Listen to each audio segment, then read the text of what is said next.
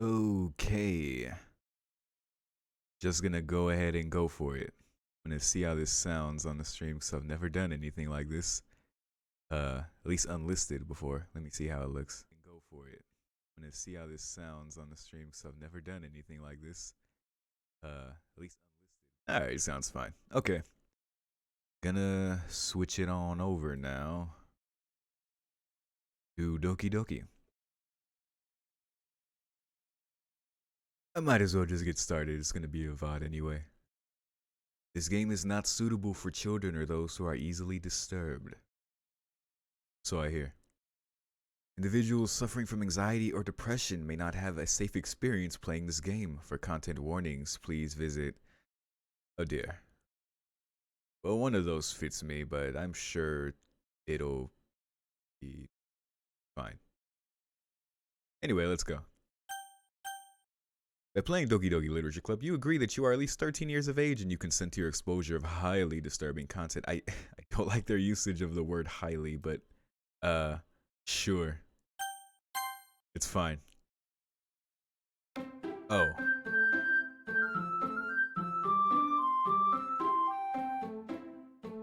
I don't like this happy music.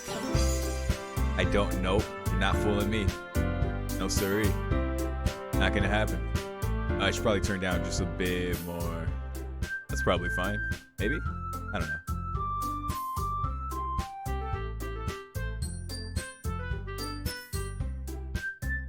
Maybe a bit more. Live stream problems. Okay.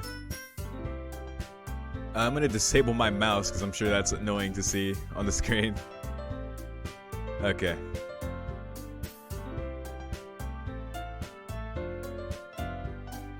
I hope this actually works. Okay. Sure, settings. Text speed. Huh. I mean, I probably want it a bit faster, like, if this is like proportional, maybe like halfway. We'll see how it looks. Sure. Let's begin. Wait, what's help? Oh, that just takes me to another thing. Thank you. Fantastic. Alright, let's just begin. Yoro.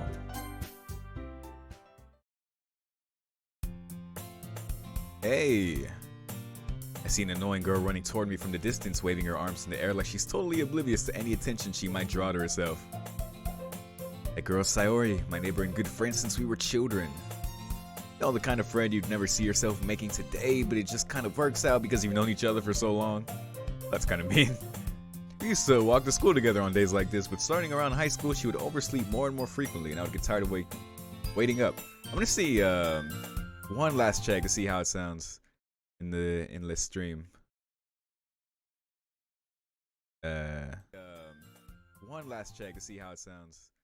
You know, the kind of friend you'd never see yourself making today.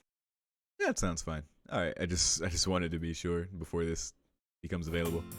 All right. Cool. If he's going to chase after me like this, I almost feel better off running away.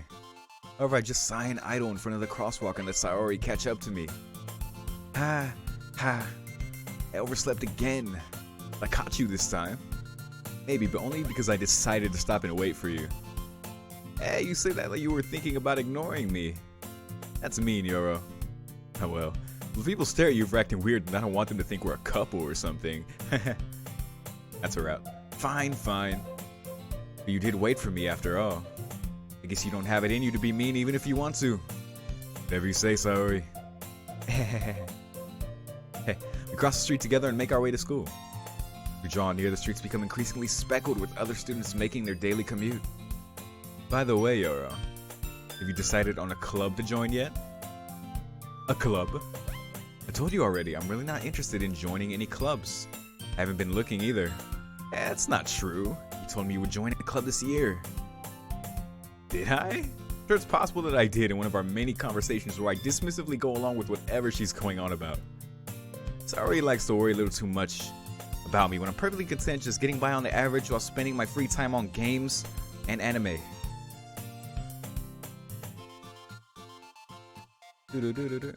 Hold on. Might be getting feedback on whether this stream is even viewable.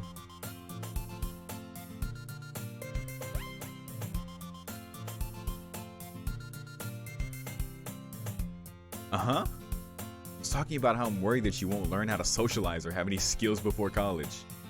Your happiness is really important to me, you know? I know you're happy now, but I die at the thought of you becoming a NEET in a few years because you're not used to the real world. You trust me, right? Don't make me keep worrying about you. Alright, alright. I'll look at a few clubs if it makes you happy. No promises though. Will you at least promise me you'll try a little? Yeah, I guess I'll promise you that. Yay! Why do I let myself get lectured by such a carefree girl? More than that, I'm surprised I even let myself relent to her. Seeing her worry so much about me makes me want to ease her mind at least a little bit, even if she does exaggerate everything inside of her head. School's as ordinary as ever, and it's over before I know it. After I pack up my things, I stare blankly at the wall, looking for an ounce of motivation. Clubs. Sayori wants me to check out some clubs. So I had no choice but to start with the anime club. Hello? Sayori? Sayori must have come into the classroom while I was spacing out. I look around and realize that I'm the only one left in the classroom. Thought I'd catch you coming out of the classroom, but I saw you just sitting here and spacing out, so I came in. Honestly, you're even worse than me sometimes. I'm impressed. You don't need to wait up for me if it's going to make you late to your own club. I thought you might need some encouragement, so I thought, you know what? That you could come to my club. Sayori. Yeah? There's no way I'm going to your club. Hold up. Just a little bit loud, just a little bit.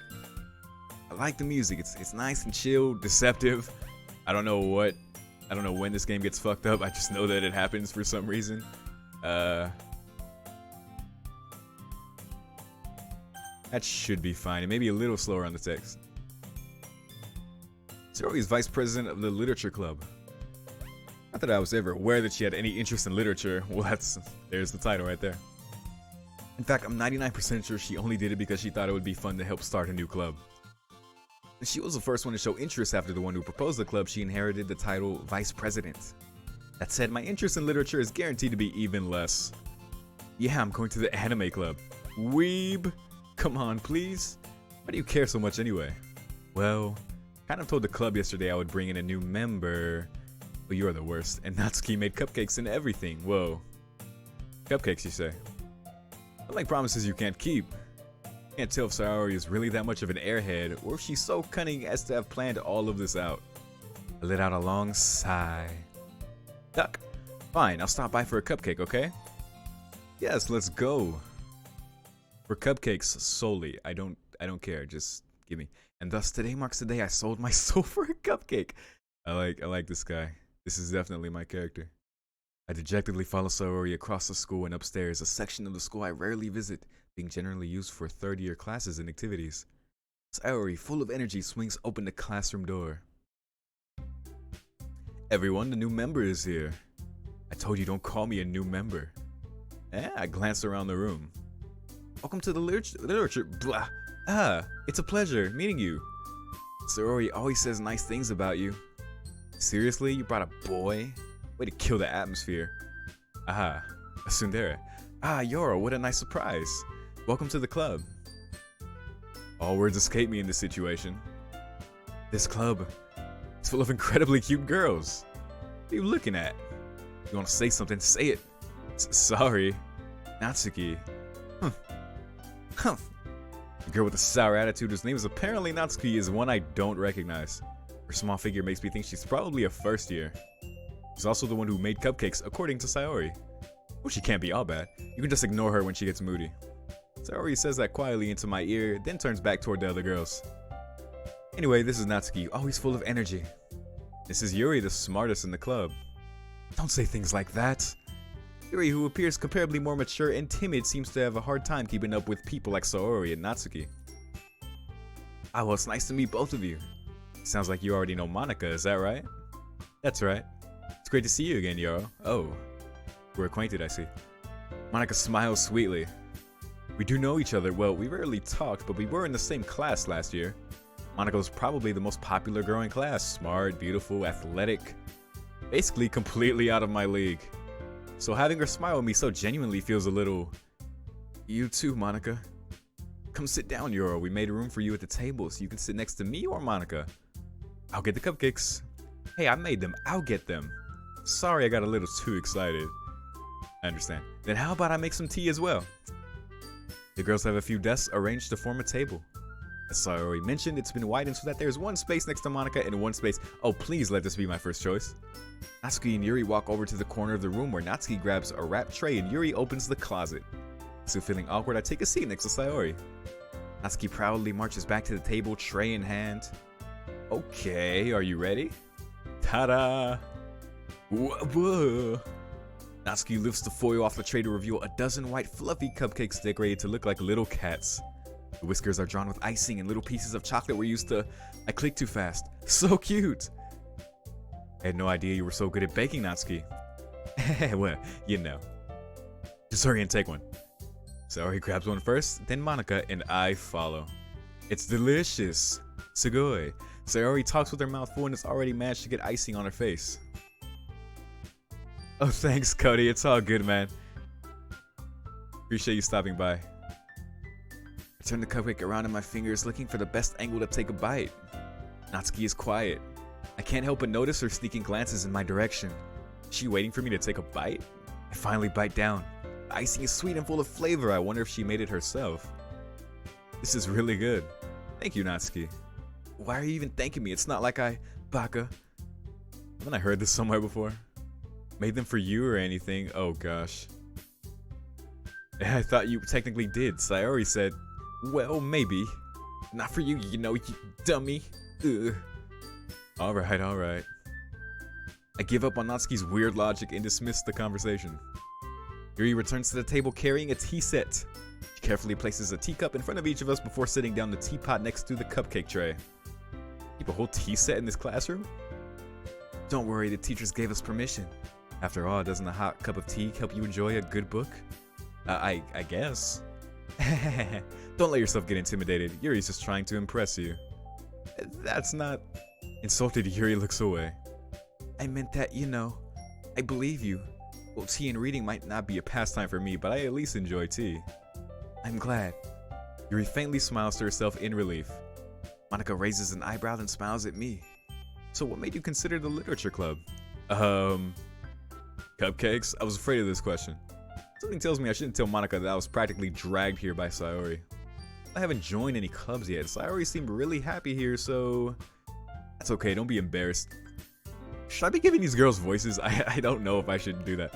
Like, I'm already giving like a softer, like deeper-ish tone to Yuri, but Monica's like really, really preppy and just popular girl. We have all the archetypes here. I can pull it off, but I don't know. We'll see. We'll see. It'll come to me. As president of the literature club, it's my duty to make the club fun and exciting for everyone. Monica, I'm surprised. How come you decided to start your own club? You could probably be a board member for any of the major clubs.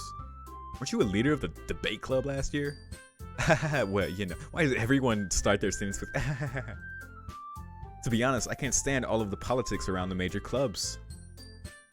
There's like nothing but arguing about the budget and publicity and how to prepare for events. I'd much rather take something I personally enjoy and make something special out of it. And if it encourages others to get into literature, then I'm fulfilling that dream. But I'm gonna send my lady a Snapchat of what I'm doing right now. Monica really is a great leader. Yuri also nods in agreement. And I'm surprised there aren't more people in the club yet. Must be hard to start a new club. You could put it that way. Not many people are very interested in putting all the effort into start something brand new.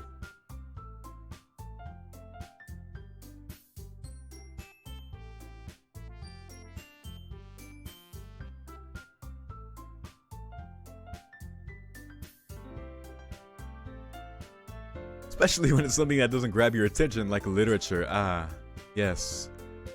books. You have to work hard to convince people that you're both fun and worthwhile. But it makes school events like the festival that much more important. I'm confident that we can all really grow this club before we graduate. Right, everyone? Yeah, sure. Yeah, we'll do our best. You know it. Date bayo. Everyone enthusiastically agrees. Such different girls, all interested in the same goal. Monica must have worked really hard just to find these three. Maybe that's why they were also delighted by the idea of a new member joining. I still don't really know if I can keep up with their level of enthusiasm about literature. So Yoro, what kinds of things do you like to read? Well, considering how little I've read these past few years, I don't really have a good way of answering that. Manga. I mutter quietly to myself, half joking. Natsuki's head suddenly perks up.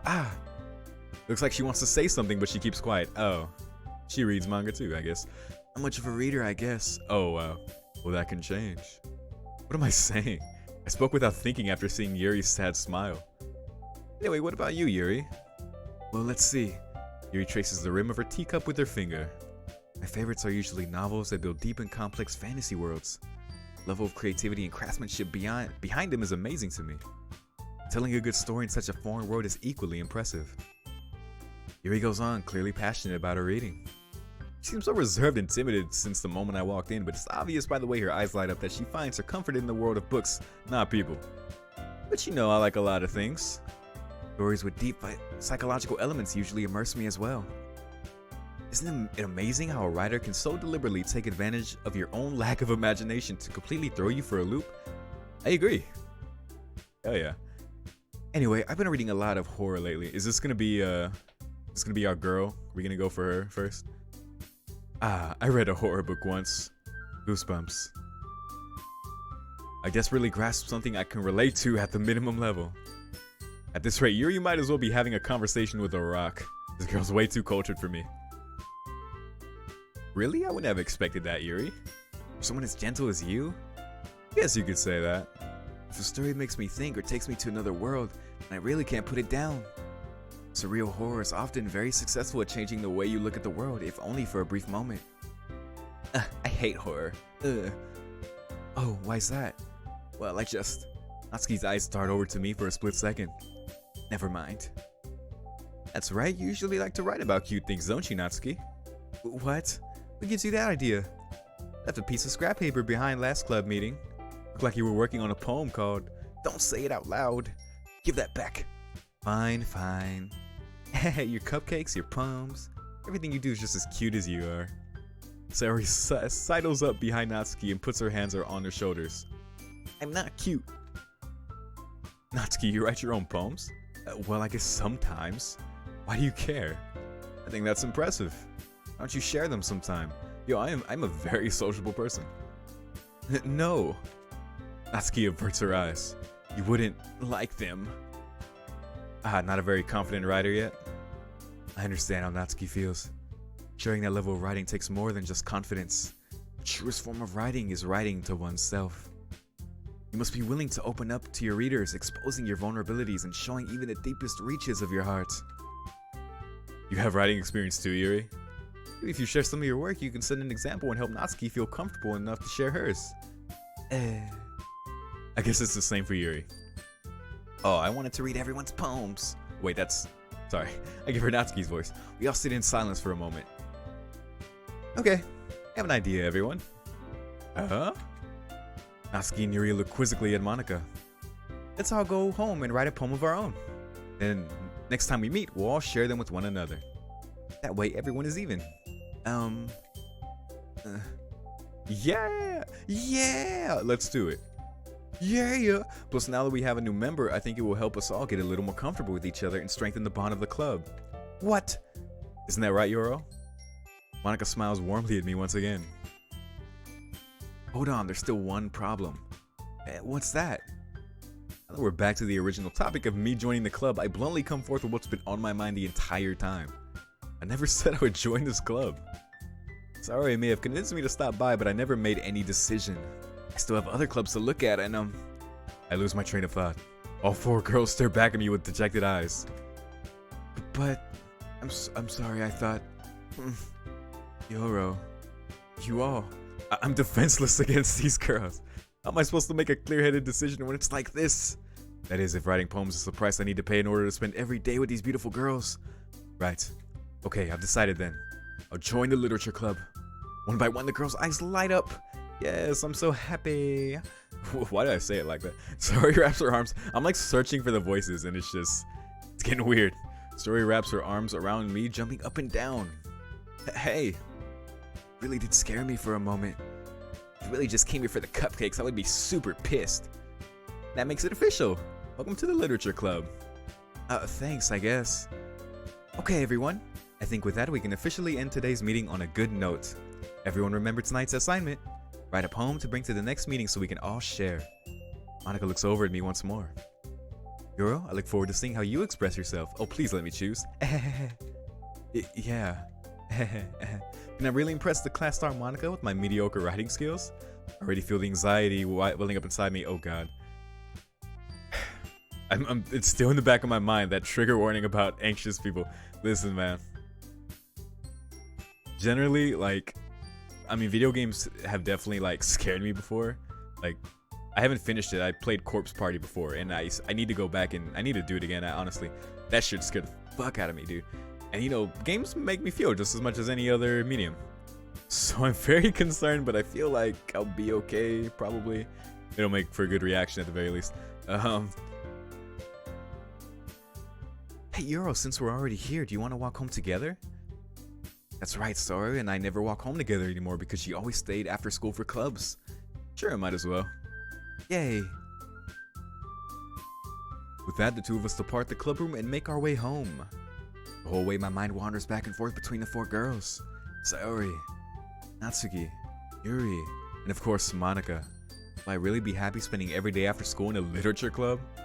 Perhaps I'll have the chance to grow closer to one of these girls. Wink wink, nudge nudge. But which one shall I pick?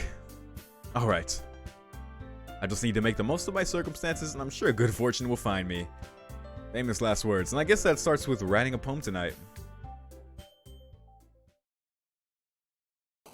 It's time to write a poem. Pick words you think your favorite club member will like. Something good might happen with whoever likes your poem the most. Interesting. Am I really writing this? What? See, I'm gonna save here. Seems like a good spot to save. Ooh, I got 9 pages of saves. How lovely. Oh, I like this. This game is gonna fuck with me. I feel it, but we'll see. Okay, so my first instinct of meeting these girls is to go Yuri. And her, she strikes me as the type to like raindrops. To, let's see. I feel like a few of these here could pertain to her, like Daydream, Universe, Flying, Cage, but I know Natsuki writes poetry too, so I don't know. As always, theirs are hard to read. They usually have a soft side, but I don't know to what extent that interferes with Yuri and I want my Yuri points.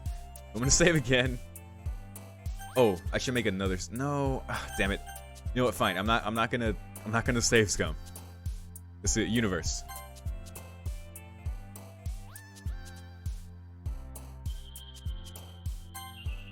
Really? Death? Wait, her? Really? Death? Okay. I'm learning things already. Oh gosh. This is like a personality test. It's gonna tell me which one.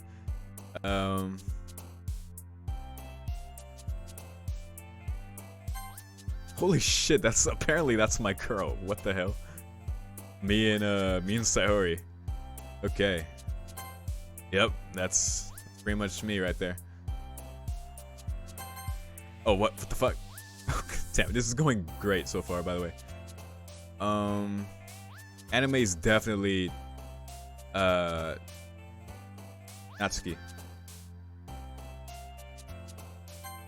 Oh my gosh, I'm just doing hers. But her words are interesting.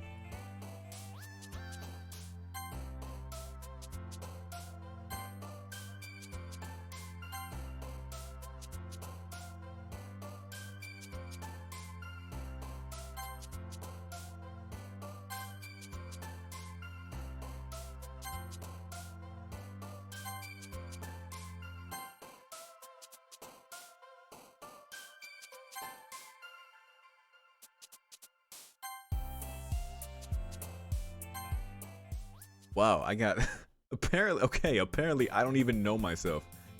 Hi again, Euro. Glad to see you didn't run away on this. Nah, don't worry. This might be a little strange for me, but I at least keep my word. Well, I'm back at the literature club. I was the last good to come in, so everyone else is already hanging out. Thanks for keeping your promise, Euro. I hope this isn't too overwhelming of a commitment for you, making you dive headfirst into literature when you're not accustomed to it. Oh, come on, like he deserves any slack. Yeah, so already told me you didn't even want to join any clubs this year. And last year too. I don't know if you plan to just come here and hang out or what. If you don't take it seriously, then you won't see the end of it. Natsuki, you certainly have a big mouth for someone who keeps her manga collection in the club room.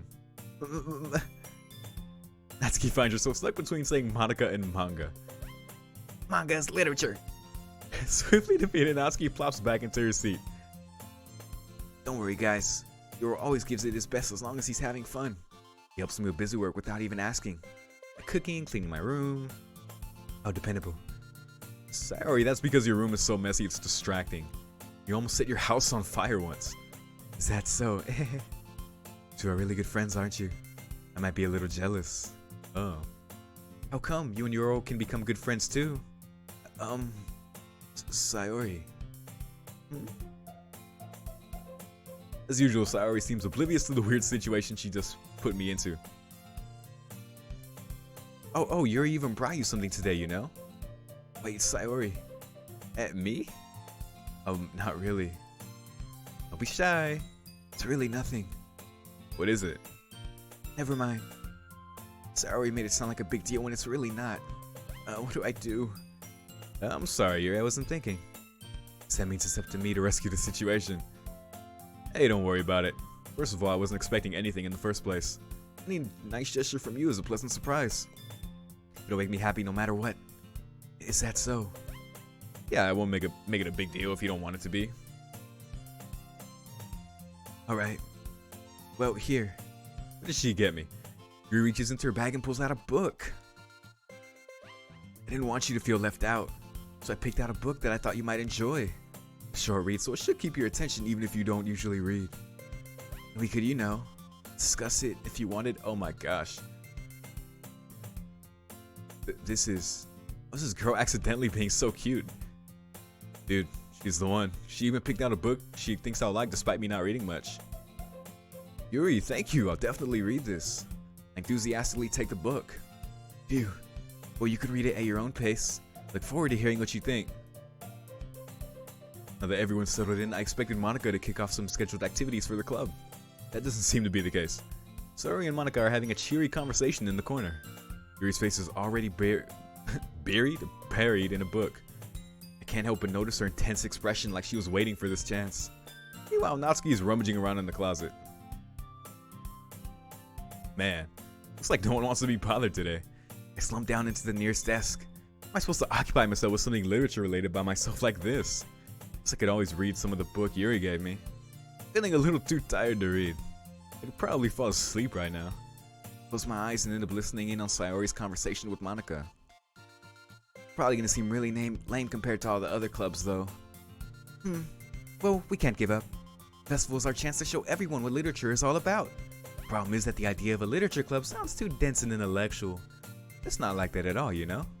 We just need a way of showing that to everyone. Something that speaks to their creative minds. Doesn't solve the problem though. What do you mean? Even if we come up with the most fun thing ever, nobody will come in the first place if it's a literature event. It's more important to figure out how to get people to show up in the first place, you know? After they come, we can do the thing to speak to their creative minds. What's this? Sayori is taking this really seriously. Right here deliberating like this. That's a good point. In that case, do you think food will do the trick?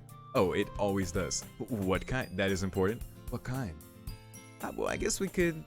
Cupcakes. Good thinking. Natsuki would love to do that. You're right. Natsuki makes the best cupcakes. That works out perfectly. That wasn't why you suggested it. Cupcakes speak to my creative tummy. Cupcakes it is then. I'm hungry. Anyway, we still need to work out the details of the event itself. I found myself smiling. In the end, Sayori is still her usual self. But therein lies the unexpected reason I admire her. Unlike me, who has trouble finding any motivation at all. Sayori can find her mind, put her mind to things and make them come to life. I think this guy is actually me. I suppose that's why I end up letting her get on my case about things.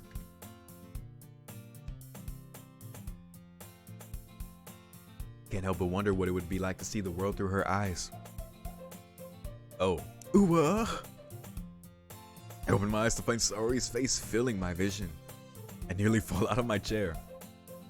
Sorry. Why is this a verbal tick of everyone here? Wait. Actually, I'm not sorry at all. It's your fault for sleeping like that. This isn't the napping club. Does our school have a napping club? You're staying up late again, aren't you? Now that you're in a club, you're gonna have less time for anime, you know? You'll need to get used to it. No. Don't say that so loud. I glance over my shoulder to see if Monica overheard. It's true though. Yeah, I know. You're always looking out for me, Sayori. It's what I do best. Pardon me, I smack my mic as I do sometimes. That's a problem. What about you? Look out for me better than you look out for yourself. Still oversleeping every day, aren't you? Not every day. It's not very convincing. How many days this past week have you gotten up on time? It's a secret. I knew it. Come on. At least give me the benefit of the doubt. I can't even do that. Look, Sayori, it's written all over you. Sayori glances around at herself. How's it written all over me? You're clearly in a rush this morning. Look, your hair is sticking out all around here. I run my fingertips down the side of Sayori's hair trying to straighten it out. Man, you really need a brush for this. My hair is just really hard to get right. Dude, my character is smooth. Holy shit, no wonder he's in the harem VN. I won't fall for that. There's more than just your hair. Look, your bow isn't straight either. Although I know he's being a friend right now. I just understand the context. There's a toothpaste stain on your collar right here. I try to wipe off the stain with my finger. But nobody would ever notice that. Of course they would. Nobody's gonna tell you about it because they don't want to embarrass you. Fortunately, I don't care about that. Hey, you meanie.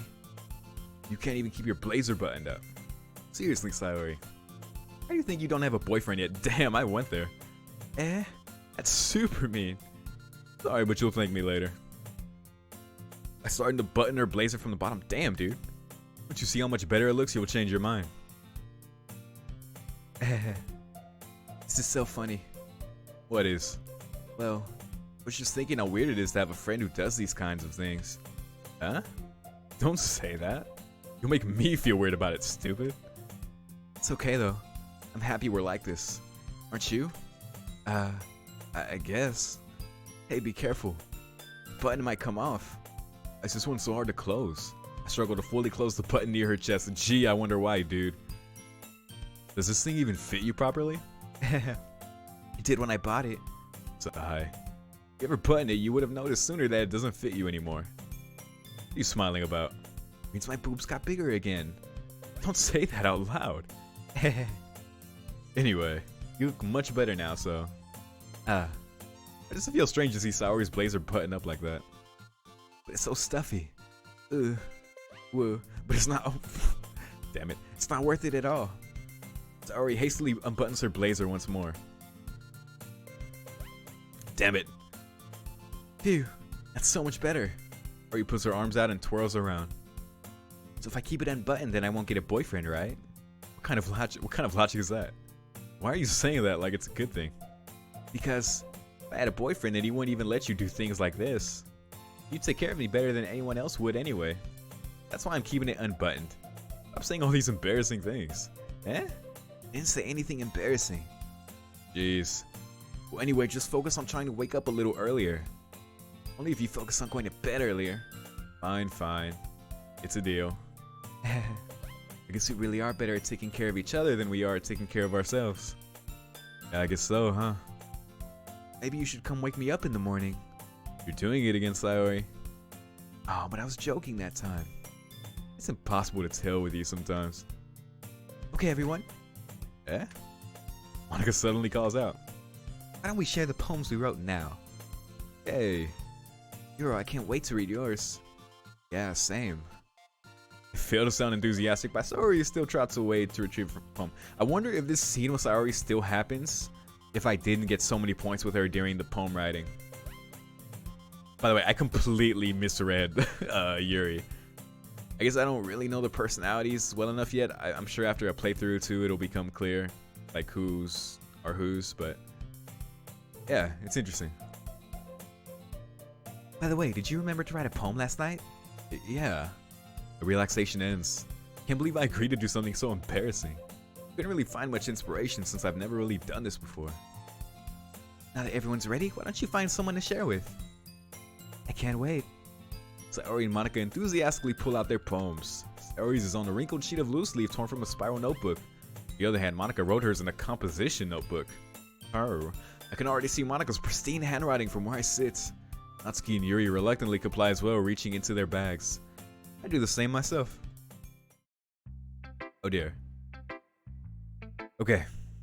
So, based on the information that, oh my god, this choice music.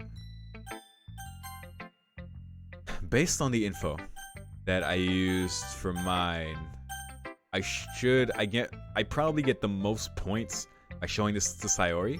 I did get some with Yuri. The Yuri's the one I want to go after. I don't know, I like Sayori more after talking to her, but let's see, who do I want for Yoro?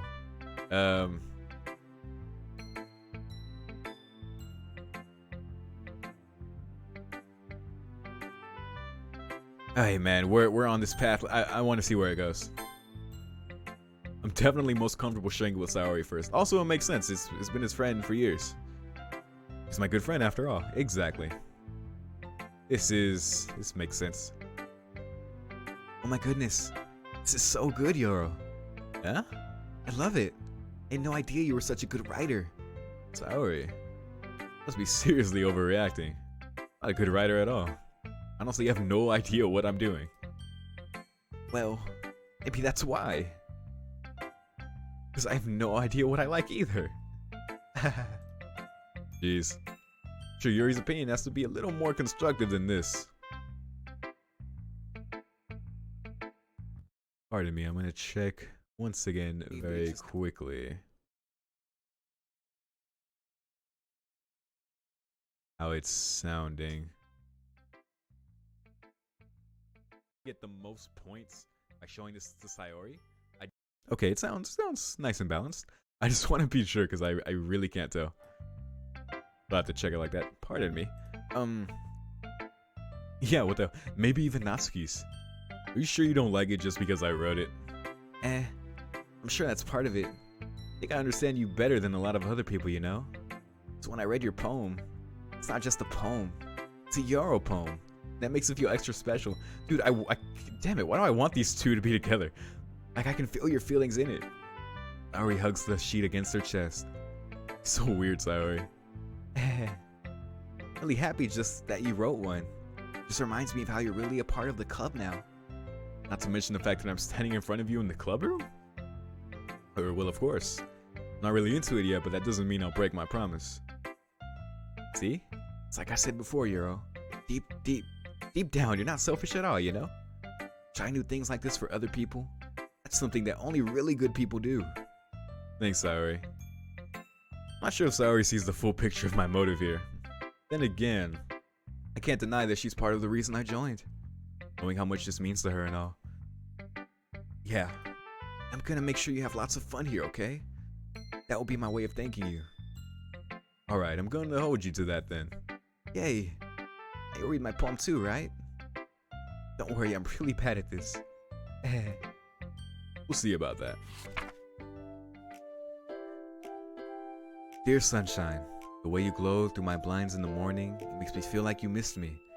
Kissing my forehead to help me out of bed, making me rub the sleepy from my eyes. Are you asking me to come out and play? Are you trusting me? To wish away a rainy day? I look above, the sky is blue. It's a secret, but I trust you too. If it wasn't for you, I could sleep forever, but I'm not mad. I want breakfast.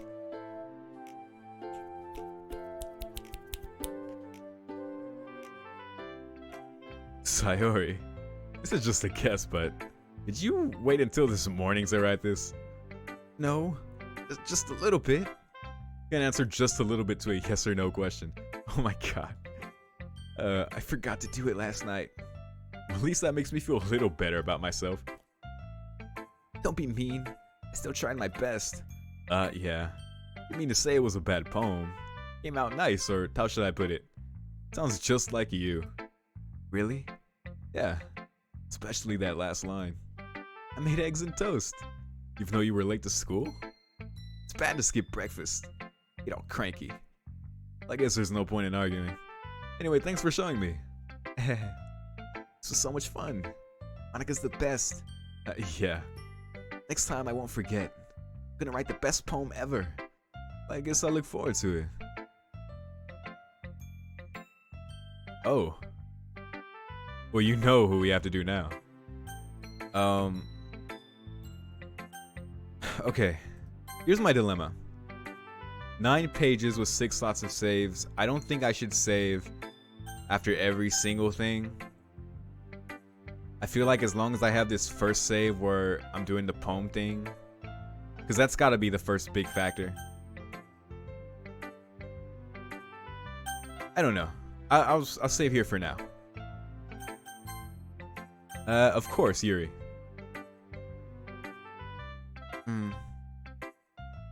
Yuri stares at the poem. Minute passes, more than enough time for her to finish reading. Oh, sorry. I forgot to start speaking. It's fine, don't force yourself. I just need to put my thoughts into words. Hold on. Okay. This is your first time writing a poem, right? Yeah? Why do you ask? I'm just making sure. I guess that it might be after reading through it. Ah, so it's that bad. No. Did I just raise my voice? I'm so sorry. Yuri buries her face in her hands. I couldn't help but notice that it's been several minutes and we really haven't gotten anywhere. You know, several minutes is a long time to have awkward silence with somebody. Even 30 seconds of silence is like very awkward. Minutes? I know it's not like minutes of silence, it's just awkward. I don't know. Time is illusory when things are weird. It might take Yuri a while to get used to new people. It's fine, I really didn't notice. What were you saying? Right, it's just that there are specific writing habits that are usually typical of new writers. Having been through that myself, I kind of learned to pick up on them. I think the most noticeable thing I recognize in new writers is that they try to make their style very deliberate. In other words, they tend to pick a writing style separate from the topic matter, and they form fit the two together. The end result is that both the style and the expressiveness are weakened. Once Yuri finds her train of thought, it's as if her demeanor totally changes. Her stammering is completely gone, and she sounds like an expert. Of course, that's not something you can be blamed for. There's so many different skills and techniques that go into writing even a single poem. Not just finding them and building them, but getting them to work together is probably the most challenging part. It might take you some time, but it all comes with practice and learning by example and trying new things. I also hope that everyone else in the club gives you valuable feedback. Atsuki can be a little bit biased though. Biased how? Well, never mind. I shouldn't be talking about people like that. Sorry. It's fine. Not sure if Yuri's apologizing to herself, to me, or to Natsuki. You mind if I read your poem now? Please do. I'd love to share my thought process behind it. Yuri smiles dreamily as if that's a rare opportunity for her. Which itself is kind of funny. After all, isn't this supposed to be a literature club? That's a good point. Ghost under the light. Tendrils of my hair illuminate beneath the amber glow. Bathing. It must be this one. The last remaining streetlight to have withstood the test of time. The last yet to be replaced by the sickening blue-green hue of the future. I bathe. Calm, breathing air of the present but living in the past. The light flickers. I flicker back. Nice. Sorry, I must have such terrible handwriting. I'll be honest, I was worried that I wouldn't be able to read it. I saw it was in cursive and I was like, oh man, what kind of style is this? But no, it was perfectly fine. What? I wasn't thinking that at all. It took you a long time to read. I just don't read script very often. I actually think your handwriting is pretty. It honestly is. Eh? That's a relief. Also, I like the poem. No, it's short. It was really descriptive. Wasn't too short. I usually write longer poems. Not at all. I'm really glad you like it. I'll be honest. This is our first time sharing. I wanted to write something a little more mild. Something easy to digest, I suppose. Are you into ghost theory? Actually, the story isn't about a ghost at all, Yoro. Really? Must have totally missed the point. Well, I suppose you did only glance over it after all. But remember that poets often express their own thoughts, feelings, and experiences in their work. They usually do more than tell a simple story or paint a picture. In this case, perhaps the subject of the poem is only being symbolically compared to a ghost, lingering in her last remaining place of comfort, unable to let go of the past, soon to be left with nothing. It's a lot more solemn putting it that way. I hadn't even thought of that. That's impressive. It's nothing really. It makes me happy that you think that. Just remember that it won't be long before you pick up on these things too. Yeah, maybe you're right. I guess I'll have to keep trying. I'm counting on you. Oh, right. So I noticed that Monica didn't seem to appear on the thing when I was writing the poem. At least not that I saw. Maybe she was. Maybe she was in another corner, but the three were all next to each other. I didn't notice Monica. I did get a couple with Natsuki, so I don't know. I'm just kind of... I feel like that's how I should go, since that's how the game's presenting it to me. I know I'm getting meta, but I mean, the first two were my first picks anyway. I'm just kind of like... I mean, Tsundere is fun, so whatever. I get to do the voice. Hero, if you're not going to take this club seriously, then go home. What? Harsh. What, you expect me to believe that you actually put effort into this? You think I'm stupid? I'm not a writer. Maybe it's not very good, but yeah, I did put in effort. Y'all start somewhere, right? If you're still proud of the first poem you ever wrote, then I'd like to read it. Painful to think about. Fine. Well, sorry. You'll get better anyway. I tell you what to improve, but you're better off just trying again. Fair enough. We'll to each their own, I guess. Anyway, I guess I gotta share mine now. Knowing you'll probably think it's stupid. Eagles can fly. Monkeys can climb. Crickets can leap. Horses can race. Owls can seek. Cheetahs can run. Eagles can fly. People can try, but that's about it. Ah. Simple, but I like it. Yeah. Told you that you weren't going to like it. I like it. What? Let's be honest. I am. Are you so convinced that I want to like it? Well, because here's my thing. So me personally, like, I'm somebody who writes as well. Not specifically poetry all the time. I do write that sometimes, like free verse stuff, but I write more so lyrics, songwriting. So I like this, but the point in me saying that is, like, honestly, for somebody to write, you know, what they feel or whatever it is, and to share that with another person, that is some really personal, intimate shit. Like, so even, like, honestly, like, when someone's, like, just starting writing, like, even with me, like, if I think back to the first things I wrote, I cringe, you know? Like, but the fact that someone puts themselves out there, you can't hate on that, really. That's why I'm not often critical of people, like, when I go to open mics or when I listen to people, because, like, just sharing that expression is just incredible in itself. Like, you're getting someone's perspective, whether it's quote unquote good or not, by whatever standard it is. It's just interesting. Everyone in high school thinks that writing has to be all sophisticated and stuff, so people don't even take my writing seriously. Isn't that the point of poems, for people to express themselves? Your writing style wouldn't make your message any less valid. Yes, exactly. Like when it's easy to read, but it hits you hard. Like in this poem, seeing everyone around you do great things can be really disheartening. But I decided to write about it. Yeah, those last two lines were like, humans can try, but that's about it. Yeah. No, those are the two lines where, like, oh, okay, I see why they were Just doing the list thing, like this can do that, like eagles can fly, this can do that. Humans can try, but that's about it. Yeah, it's like really kind of depressing. Yeah, I understand. The other nice thing about simple writing is that it puts more weight on the wordplay. I set up for a rhyme at the end, but then made it fall flat on purpose. True, like, yeah, because I started to feel the rhythm of it, but the end didn't rhyme, and that's always a cool thing in poetry. Like, I'm no poetry expert by any means. It's not really something I'm super well versed in terms of like writing techniques and devices. But yeah, I like when writers do subversive shit like that. It's cool. Helps bring out the feeling in the last line. So you did. I guess more went into it than I realized. That's what it means to be a pro. Yes, I'm glad you learned something. Didn't expect that from the youngest one here, did you? Yeah, I guess not. Just let to humor her with that last comment. I don't really care how old everyone is, but if Natsuki is feeling proud, then I won't take that away from her. Oh, so I'm showing everyone regardless. Interesting, so this is, okay. I wonder if the order matters. Hi, Euro. Having a good time so far? Yeah. Good, glad to hear it. By the way, since you're new and everything, you ever have any suggestions for the club, like new activities or things we can do better? I'm always listening. Don't be afraid to bring things up, okay?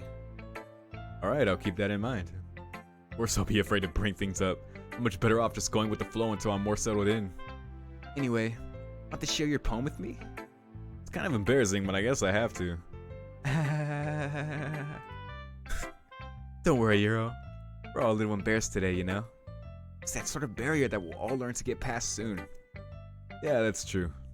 Hand Monica my poem. Like this one. Makes me think of something Sayori would like. Okay, there it is. Is that so? And Sayori are really good friends, right? I wouldn't be surprised if you had those sort of things in common. Oh, well. We may be good friends, but Sayori and I are actually really different. Well, that may be the case. Maybe there are also some similarities that you wouldn't expect. The way she talks about you. Sounds like the two of you really care about each other's well-being. Even if you show it in different ways, it ends up being more similar than you think. I think that's the kind of vibe I get when reading your poem. Sure you're not reading into it too much. It could be. Oh gosh, I sound like Yuri. But in any case, Sayori's writing has kind of a gentle feel to it. I can tell that she likes exploring with emotions like happiness and sadness. Who knew that someone so happy would enjoy sad things too? Yeah, that's totally unexpected. Well, to each their own. You shouldn't be afraid to experiment a little bit either. Sure, I'll end up trying different things. Oh, I'm sure I'll end up trying different things a lot. It'll take a while before I feel comfortable doing this. That's okay. I love to see you try new things. That's the best way to find the kind of style that suits you. Everyone else might be a little bit biased toward their own kinds of styles. I'll always help you find what suits you the most. Don't force yourself to write the way everyone else wants you to write. Not like you have to worry about impressing them or anything.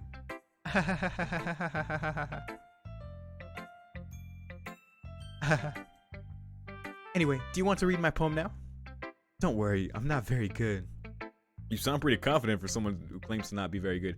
See, I understand that Monica's an archetype, obviously, just like popular, preppy, really positive person, but people like this legit exist in real life, and they amaze me.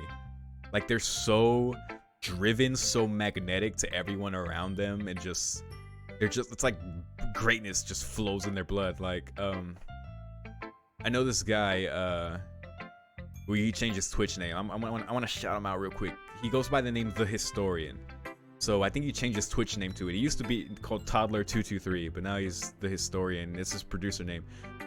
Dude is he's just one of those people, man. He's just so positive and just like, he's the man, you know? He reminds me of somebody like that for sure, who just has that vibe about them. I don't know, man. It just made me think of that. Shout out to The Historian.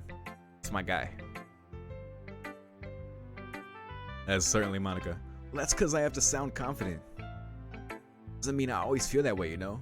Oh, also, if you visit his stream, he knows a lot about world history, like a lot. So, like, you can ask him about ancient civilizations, like obscure things, and he could tell you all about it. Like, he has an insane memory for all the history stuff he reads. It's really cool. I see. Let's read it then. Hole in the wall. Couldn't have been me. See, the direction the spackle protrudes. Noisy neighbor, an angry boyfriend. I'll never know. I wasn't home. I peer inside for a clue. No, can't see. Real, blind, like a film left out in the sun. It's too late. My retinas, already scorched with a permanent copy of the meaningless image. It's just a little hole. It wasn't too bright. It was too deep. Stretching forever into everything. A hole of infinite choices. I realized now that I wasn't looking in. I was looking out. And he, on the other side, was looking in. This one has like a narrative to it, like a real story. I like it. So, what do you think? It's very free form, if that's what you call it. Yeah, it's like, yeah, absolutely. It's like telling you a story. It's not necessarily following any structure. Sorry, I'm not really the right person to ask for feedback. It's okay. Yeah, that kind of style has gotten pretty popular nowadays. Absolutely, for sure. That is, a lot of poems have been putting emphasis on the timing between words and lines. Performed out loud, it can be really powerful. Absolutely. Couple people I really like who do great spoken word. Joaquin Zihuatanejo. I know it might be tough for you to spell.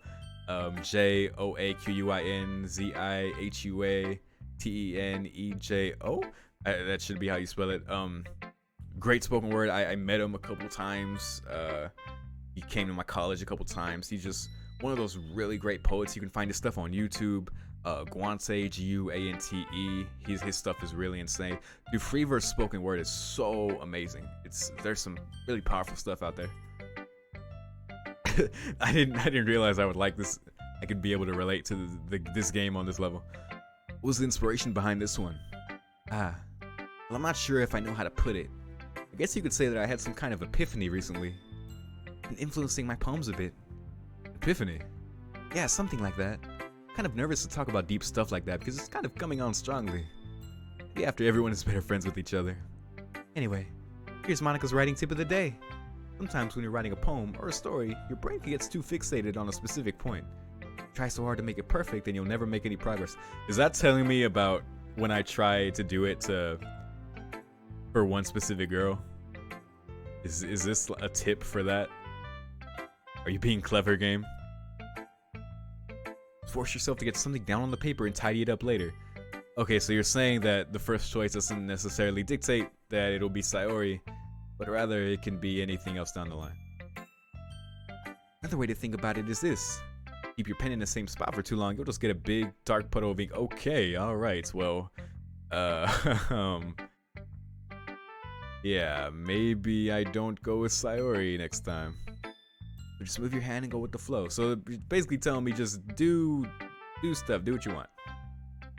Thanks for listening.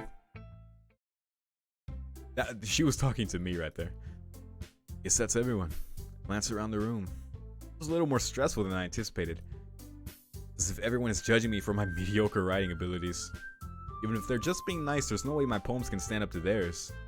This is a literature club after all. I sigh. I guess that's what I ended up getting myself into. Across the room, Sayori and Monica are happily chatting. Eyes land on Yuri and Natsuki. They gingerly exchange sheets of paper, sharing their respective poems. As they read in tandem, I watch each of their expressions change. Natsuki's eyebrows furrow in frustration. Meanwhile, Yuri smiles sadly. What's with this language? Eh? Did you say something? Oh, it's nothing. Natsuki dismissively returns the poem to the desk with one hand. Guess you could say it's fancy. Thanks. Yours is cute. Cute? Did you completely miss a symbolism or something? Clearly about the feeling of giving up. How can that be cute? I know that. It just meant language, I guess. I was trying to say something nice. Oh, man. There are definitely poets out there who get a little saucy about, you know. Anyway. I mean, you have to try that hard to come up with something nice to say. Thanks, but it really didn't come out nice at all. Well, I do have a couple suggestions. If I was looking for suggestions, I would have asked someone who actually liked it. People did, by the way. Sayori liked it, and Yuro did too. So based on that, I'll gladly give you some suggestions of my own. Damn. First of all, excuse me. I appreciate the offer, but I spent a long time establishing my writing style. I don't expect it to change anytime soon unless of course I come across something particularly inspiring. Which I haven't yet. Oh, damn, okay. Holy shit. And Nero liked my poem too, you know. Z-Snap. He even told me he was impressed by it. Natsuki suddenly stands up. Oh, I didn't realize you were so invested in trying to impress our new member, Yuri. That's not what I... You're just... Yuri stands up as well. This is music. Maybe you're just jealous that Yuro appreciates my advice more than he appreciated yours. Huh? How do you know he didn't appreciate my advice more? I don't know why this voice just feels right for her. Are you that full of yourself? No. I was full of myself. I would deliberately go out of my way to make everything I do overly cutesy. Is everyone okay? Well, you know what? I was the one whose boobs magically grew a size bigger as soon as Euro started showing up. What the fuck? Natsuki. Natsuki, that's a little... This doesn't involve you. Oh my gosh. I don't like fighting, guys. Suddenly both girls turned toward me as if they just noticed I was standing there. Euro, she's just trying to make me look bad. That's not true. She started it. You could just get over herself and learn to appreciate that simple writing is more effective. This wouldn't have happened in the first place. What's the point in making your poems are convoluted for no reason? Meaning should jump out at the reader, not force them to have to figure it out. Alright, personally, I do agree with that. I feel like you can take something complex as an emotion and make it simple. It's more effective. I think reaching the reader has more value than, you know, indulging in, you know, your own labyrinth of thoughts. But at the same time, I do appreciate that too. It's cool to decipher something. Anyway, let me explain that to her, Euro. Wait, there's a reason we have so many deep and expressive words in our language. It's the only way to convey complex feelings and meaning the most effectively. Avoiding them is not only unnecessarily limiting yourself, it's also a waste. You understand that, right, Euro? Well. How did I get dragged into this in the first place? It's not like I know anything about writing, but whoever I agree with will probably think more highly of me. Oh, that's the cue from the game that you'll get more brownie points with whoever here. Oh, you know what I have to pick here. Alright, hold on. I'm glad the save button's right here. I feel like I'm gonna run out of saves very quickly. 9, 12, wait, 6, 12, 8, 4. Did I get 54 saves? That somehow doesn't feel like enough. Alright, sure. But I gotta do this. Natsuki. Natsuki glares at me, drying up any words I had in my mouth. So instead, I turn to Yuri. Yuri's expression is so defenseless that I can't bring myself to say anything to her. Sayori? Eh? Yeah. Everyone's fighting is making Sayori uncomfortable. How can the two of you keep fighting when you know you're making your friend feel like this? Yoro. Well, that's her problem. This isn't about her. I agree. It's unfair for others to interject their own feelings into our conflict. Yeah, unless Sayori wants to tell Yuri what a stuck-up jerk she's being. Bitch. She would never. It's your immaturity that made her upset in the first place. Excuse me? Are you listening to yourself? This is exactly why nobody likes... Stop. Natsuki, Yuri. You guys are my friends. I just want everyone to get along and be happy. My friends are wonderful people. I love them because of their differences. Natsuki's poems, they're amazing because they give you so many feelings with just a few words. And Yuri's poems are amazing because they paint beautiful pictures in your head. Everyone's so talented. So why are we fighting? Damn, Sayori might be the one. Because, well, also, Natsuki's cute and there's nothing wrong with that. And Yuri's boobs are the same as they always were. Big and beautiful. Oh man. Sayori stands triumphantly. Monica stands behind her with a bewildered expression. I'll make some tea. Yuri rushes off. So it was between Sayori and Yuri. I seem to be getting more points with Sayori at this point, and I did in the initial poem, so hey, this is the route we're on, I guess. Natsuki sits down with a blank expression on her face, staring at nothing. So this is why Sayori is vice president. I whispered to wait, did I say that? Hold on. She nods in return. It's like I wasn't doing an impression of Monica talking to Monica. To be honest, I might come off as a good leader, but I can organize things. I'm not very good with people. Couldn't even bring myself to interject. As president, that's kind of embarrassing of me. Nah. It's not like I can blame you. I wasn't able to say anything either. Well, I guess that just means Sayori is amazing in her own ways, isn't she? You could say that. Might be an airhead, but sometimes it's weirdly suspicious that she knows exactly what she's doing. I see. Take good care of her, okay? Would hate to see her get herself hurt. That makes two of us. You can count on me. Like a smile sweetly at me, causing my stomach to knot. Such a genuine person really does make a good president, regardless of what she says. I think I could get the chance to talk to her a little more. Hey everyone. Just about time for us to... How long can I keep up this high-pitched voice? I have no idea. How did you all feel about sharing poems? It was a lot of fun. I'd say it was worth it. It was alright, well, mostly. Hiro, how about you? I'd say the same. It was a neat thing to talk about with everyone. Awesome. In that case, we'll do the same thing tomorrow. Maybe you'll learn something from your friends too. Your poems will turn out even better. Wait, we're writing again? I think to myself, I'd learn a little more about the kinds of poems everyone likes. With any luck, that means I can at least do a better job impressing those I want to impress. Okay, I see what we're doing here.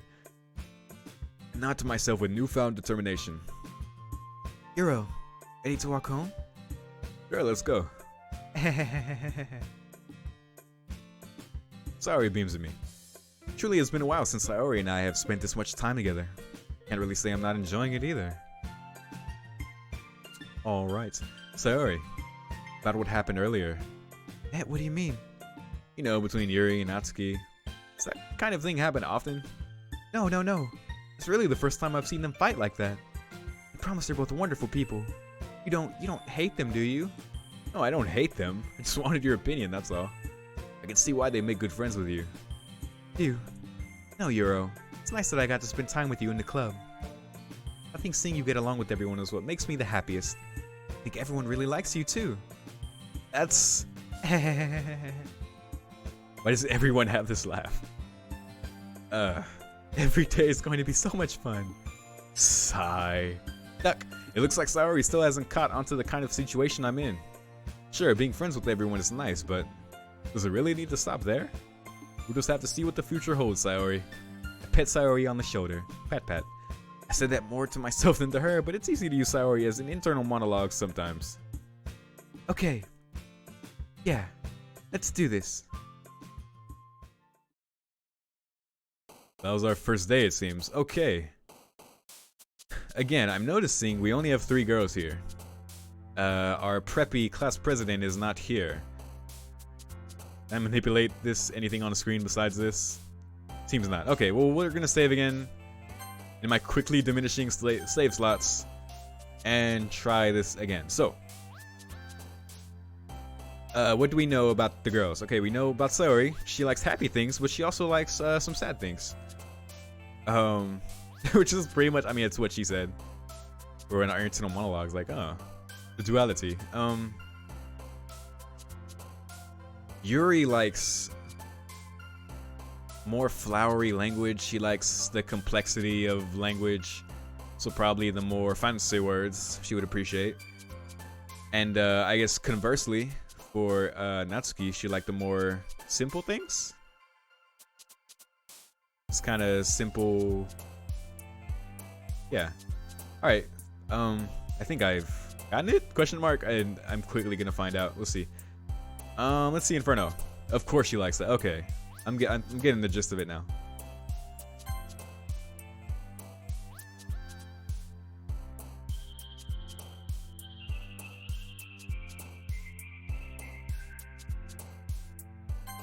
Okay. That was the fanciest word there, so.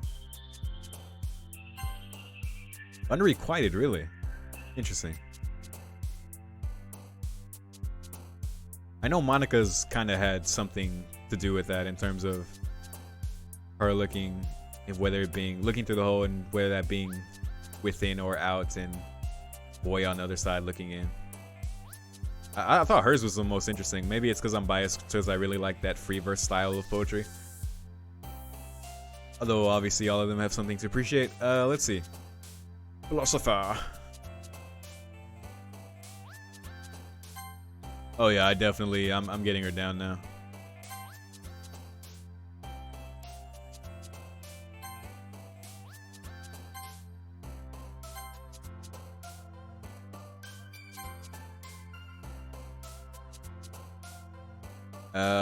Alright.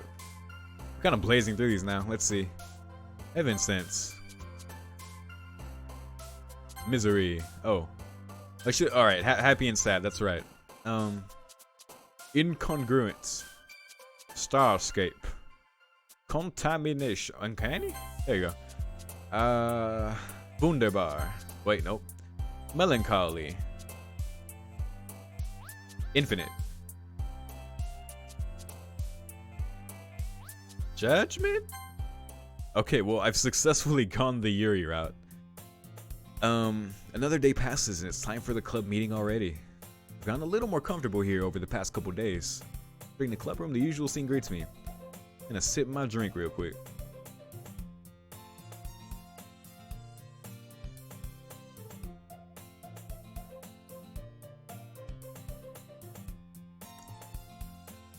It's pretty good. It's this cold pressed organic drink, which I don't know, it sounds fancier than it really is. I got this at 7-Eleven.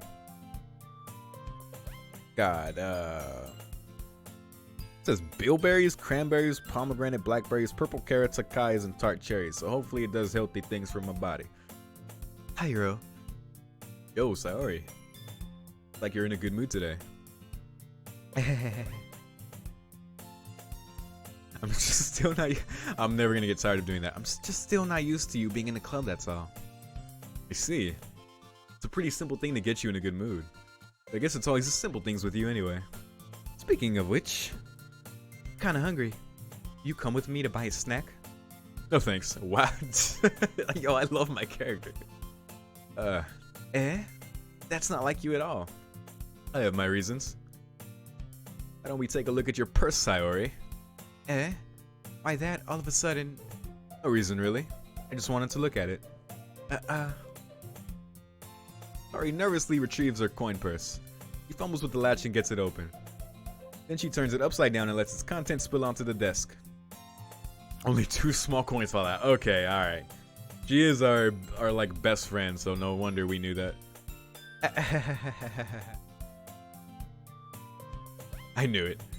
I can see right through you, Sayori. That's not fair. How did you even know? It's simple. If you had enough money in the first place, you would have bought a snack before coming to the club room.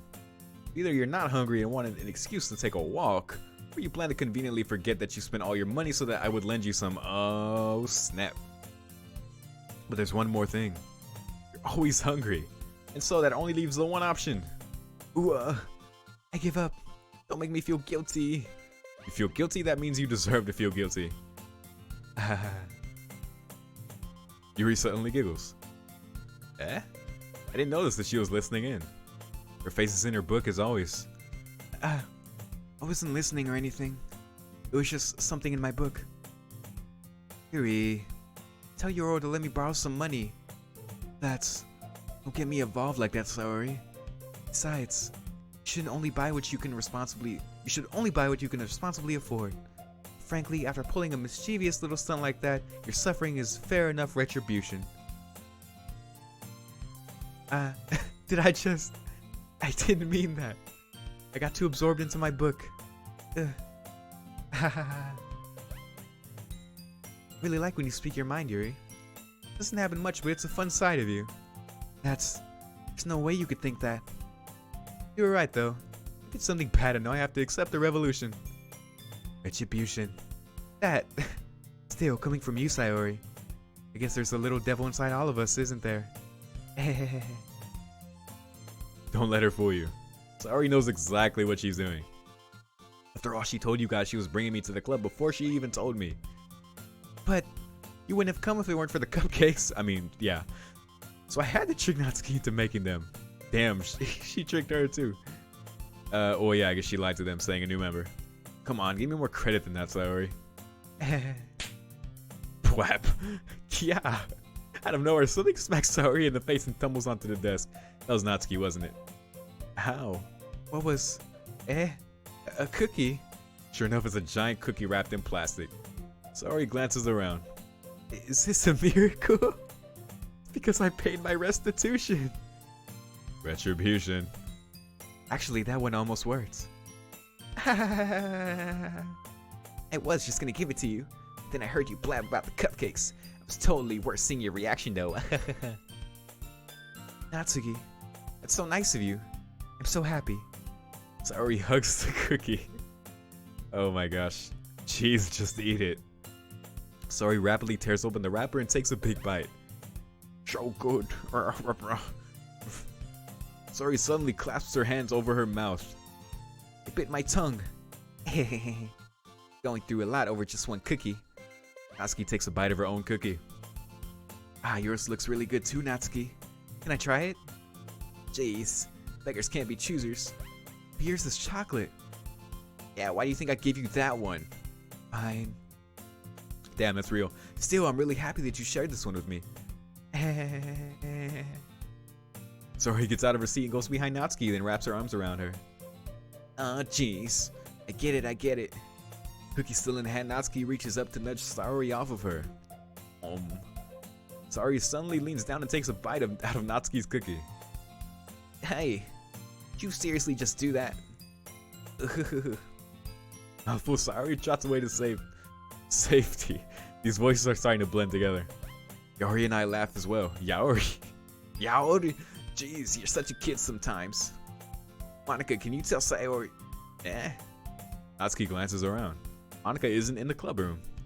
Ugh. Where's Monica anyway? Good question.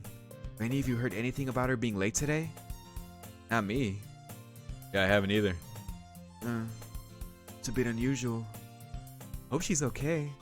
Of course she's okay. Probably just had something to do today. She's pretty popular after all. You don't think she has a... I wouldn't be surprised. She's probably more desirable than all of us combined. That's true. Excuse me? Suddenly the door swings open. Sorry, I'm super sorry. Ah, there you are. I didn't mean to be late. Hope you guys weren't worried or anything. Monica chose the club over her boyfriend after all. You're so strong-willed. But boyfriend? What on earth are you talking about? Monica quizzically glances at me. Never mind that. What held you up anyway? My last period today was study hall. To be honest, I kind of just lost track of time.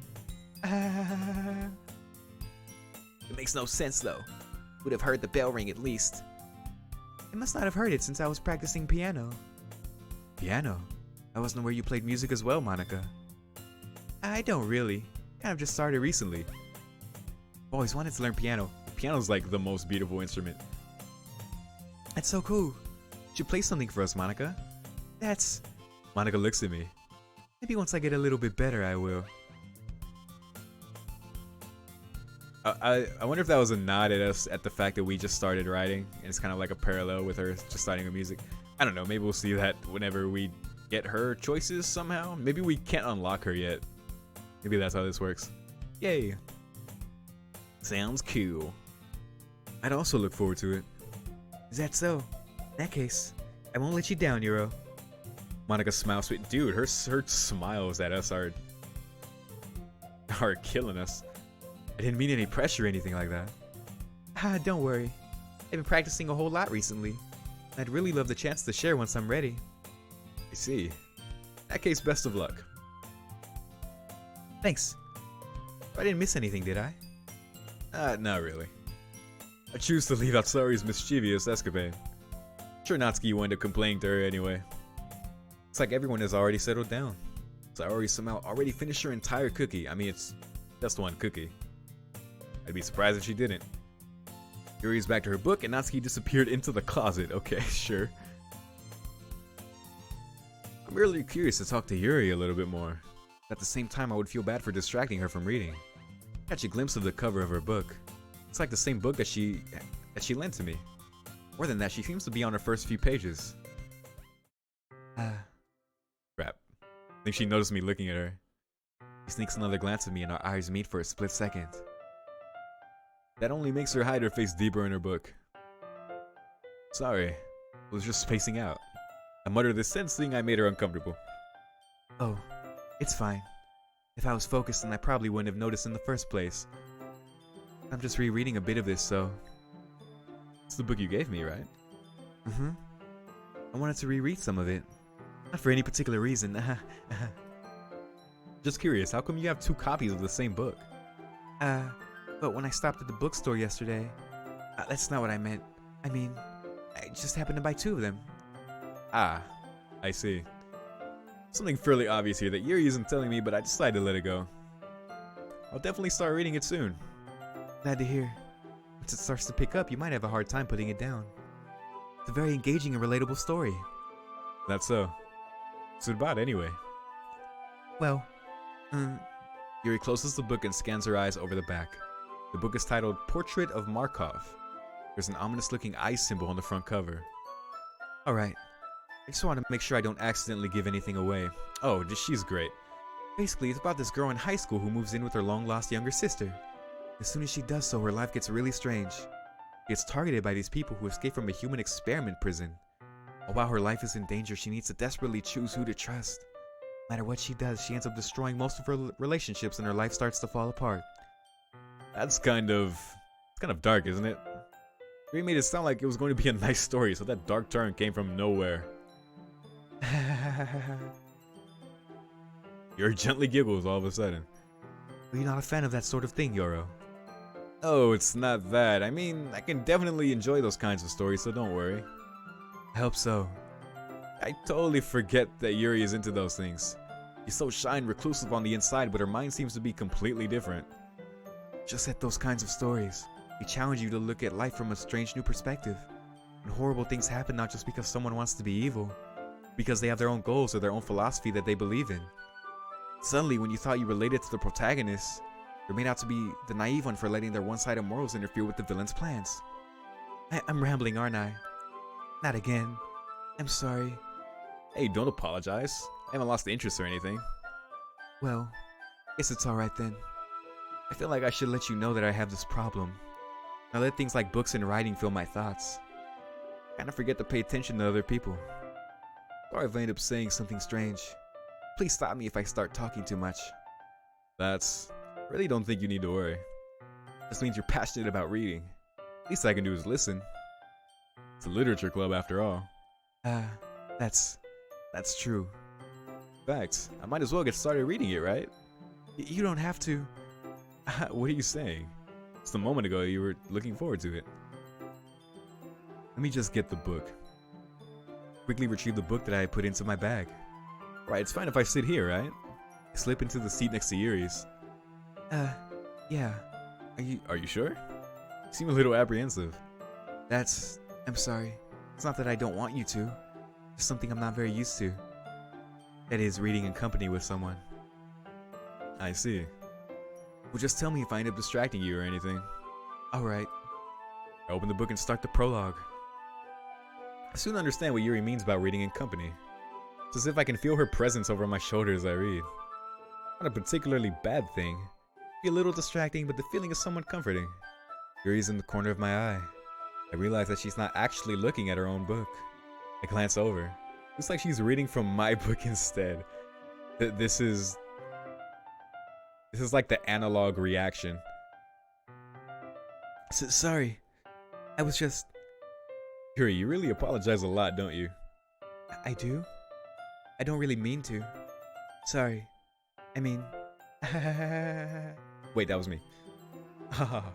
Here, this should work, right? I slide my desk until it's up against Yuri's and hold my book more between the two of them. I suppose so. Yuri timidly closes her own copy. Once we each lean in a little bit, our shoulders are almost touching. Oh, almost. It feels like my left arm is in the way, so instead I use my right hand to hold the book open. I guess that makes it kind of difficult to turn the page. Here.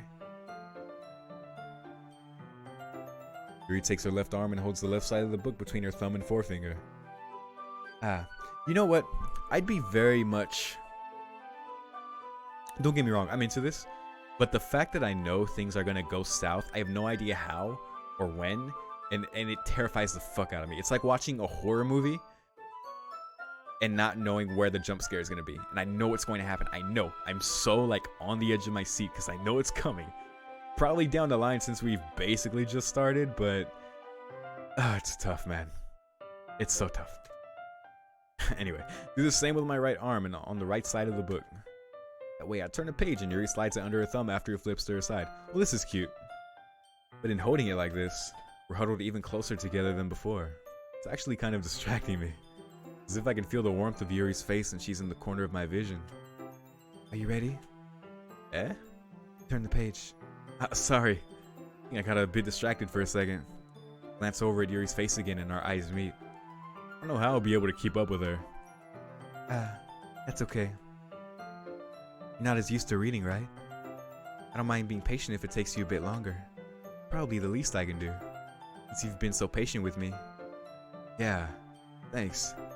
Continue reading. Yuri no longer asks me if I'm ready to turn the page. Instead, I just assume that she finishes the page before me, so I turn it by my own volition. We continue the first chapter in silence. Even so, turning each page almost feels like an intimate exchange. My thumb gently letting go of the page, letting it flutter over to her side as she catches it under her own thumb.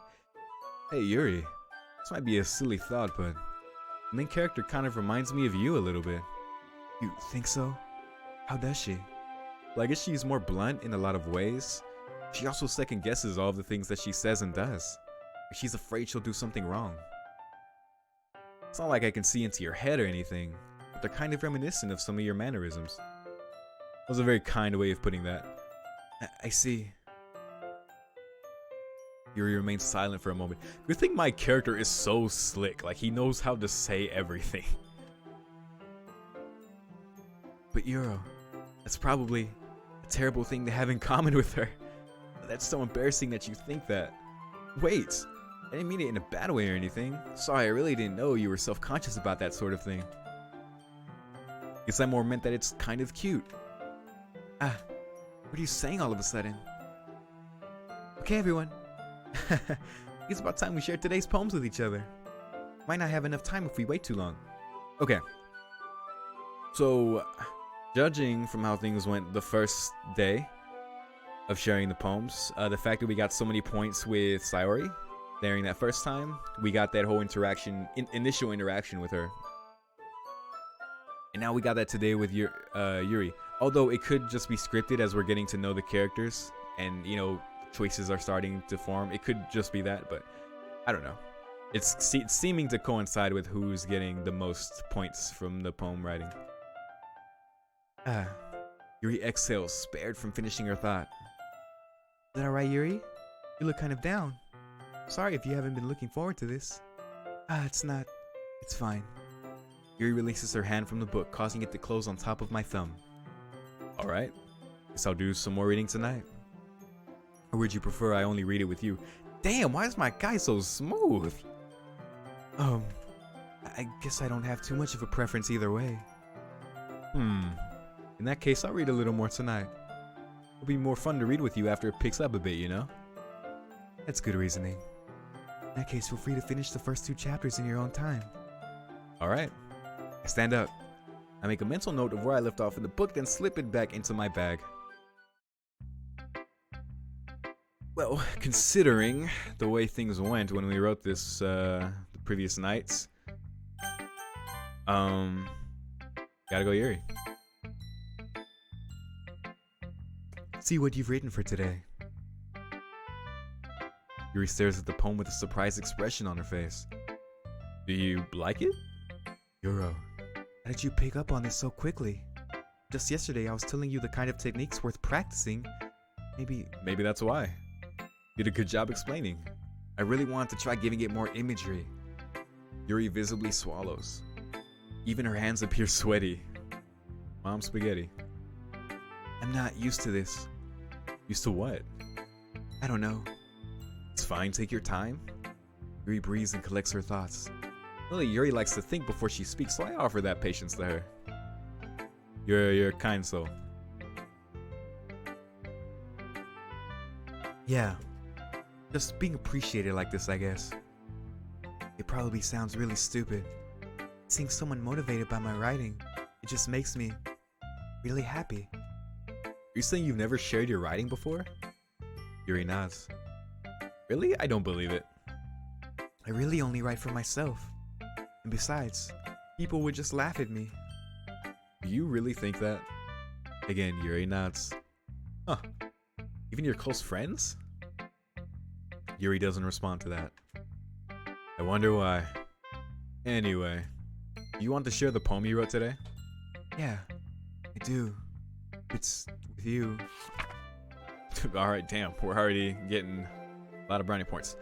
The Raccoon. It happened in the dead of night while I was slicing bread for a guilty snack. My attention was caught by the scuttering of a raccoon outside my window. That was, I believe, the first time I noticed my strange tendencies as an ordinary human. Unordinary? Unordinary human. I gave the raccoon a piece of bread, my subconscious well aware of the consequences. Well aware that a raccoon that is fed will always come back for more. Damn this script. The enticing beauty of my cutting knife was the symptom. The bread, my hungry curiosity, the raccoon, and oh god. I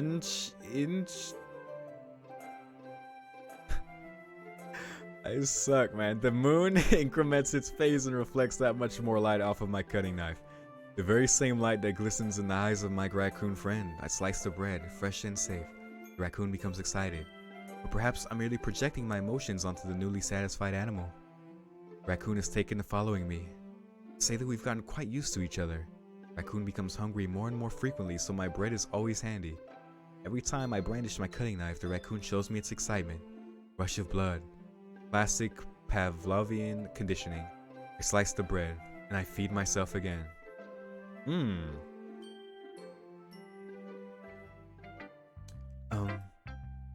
was a little more daring with this one than yesterday's. I can see that. A lot more metaphorical. I don't know if it's my fault, but I can't begin to imagine what this poem is about. That's right. It's a bit closer to my preferred writing style. Using the poem as a canvas to express vivid imagery and conveying emotions through them. Yeah, if I take it at face value, then I can't even figure out what it's supposed to mean. Well, I think it's something that different people can relate to in their own way. One of those. I wanted to express the way it feels for me to indulge in my more unusual hobbies.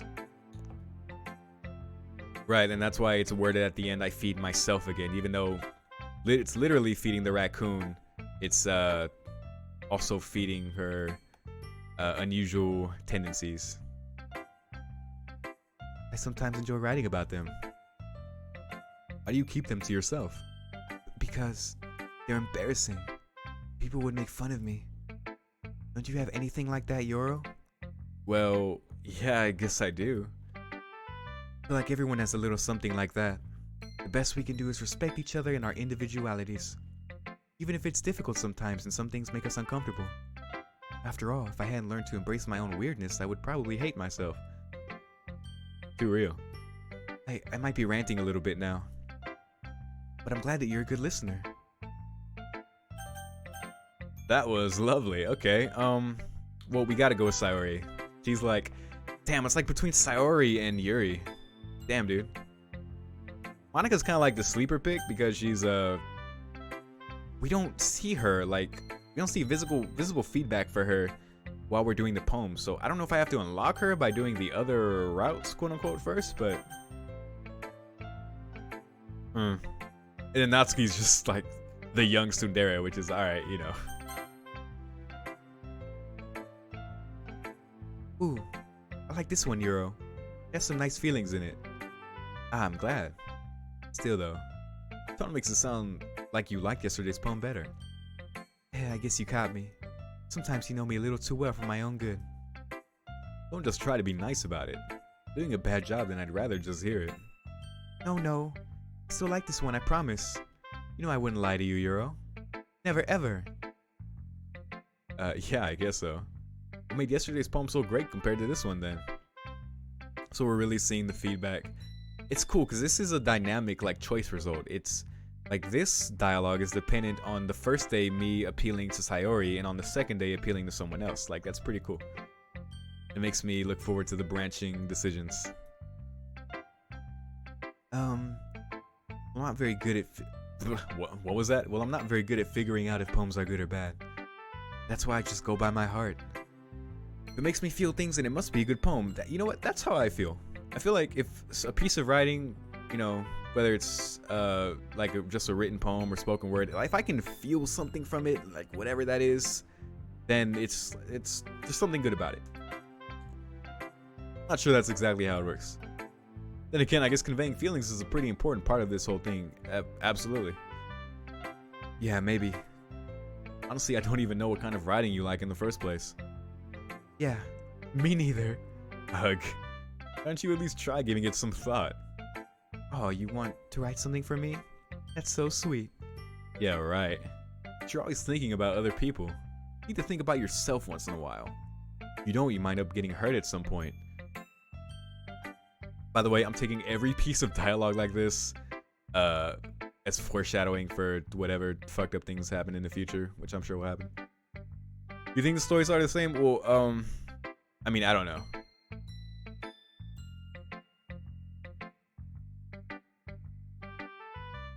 Okay, fair enough. Also, what's up, K-Alcoholic? I'm doing this thing kind of blind, so if I like ask questions you don't necessarily have to answer, I'm just kind of like talking to myself, like this is nonsense, but I appreciate you being here, man. Well, I don't really know what you mean, but I'll try to keep it in mind. Whatever. Anyway, let's see. Guess I like happy poems. Wait, sometimes I like sad poems too. Sometimes a little bit of both. It's a word for that, right? It's a word I'm looking for. Bittersweet. Yeah. Like things that are happy and things that are sad. Happy and sad. I can see you liking something sad, sorry.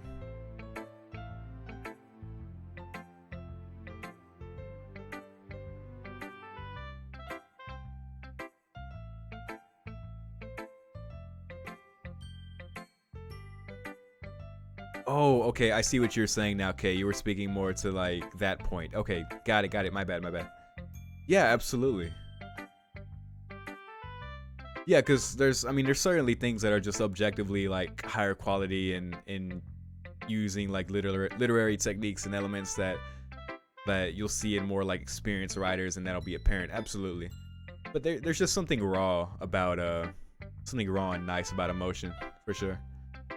And when you combine the both, I guess that's the greatest stuff. Oh, you're blind too? Awesome, dude. Buckle up, buckaroo. I like happy the most. But sometimes when you have a little rain cloud in your head, a sad poem can help give the rain cloud a little hug. Make a nice, happy rainbow. Sorry, that's unexpectedly poetic. It is. Maybe I'm getting better at expressing my feelings after all. Thanks, Hero. I should go write that down then. You read my poem now, okay? Bottles. Pop off my scalp like the lid of a cookie jar. It's the secret place where I keep all my dreams. Little balls of sunshine all rubbing together like a bundle of kittens. I reach inside with my thumb and forefinger and pluck one out.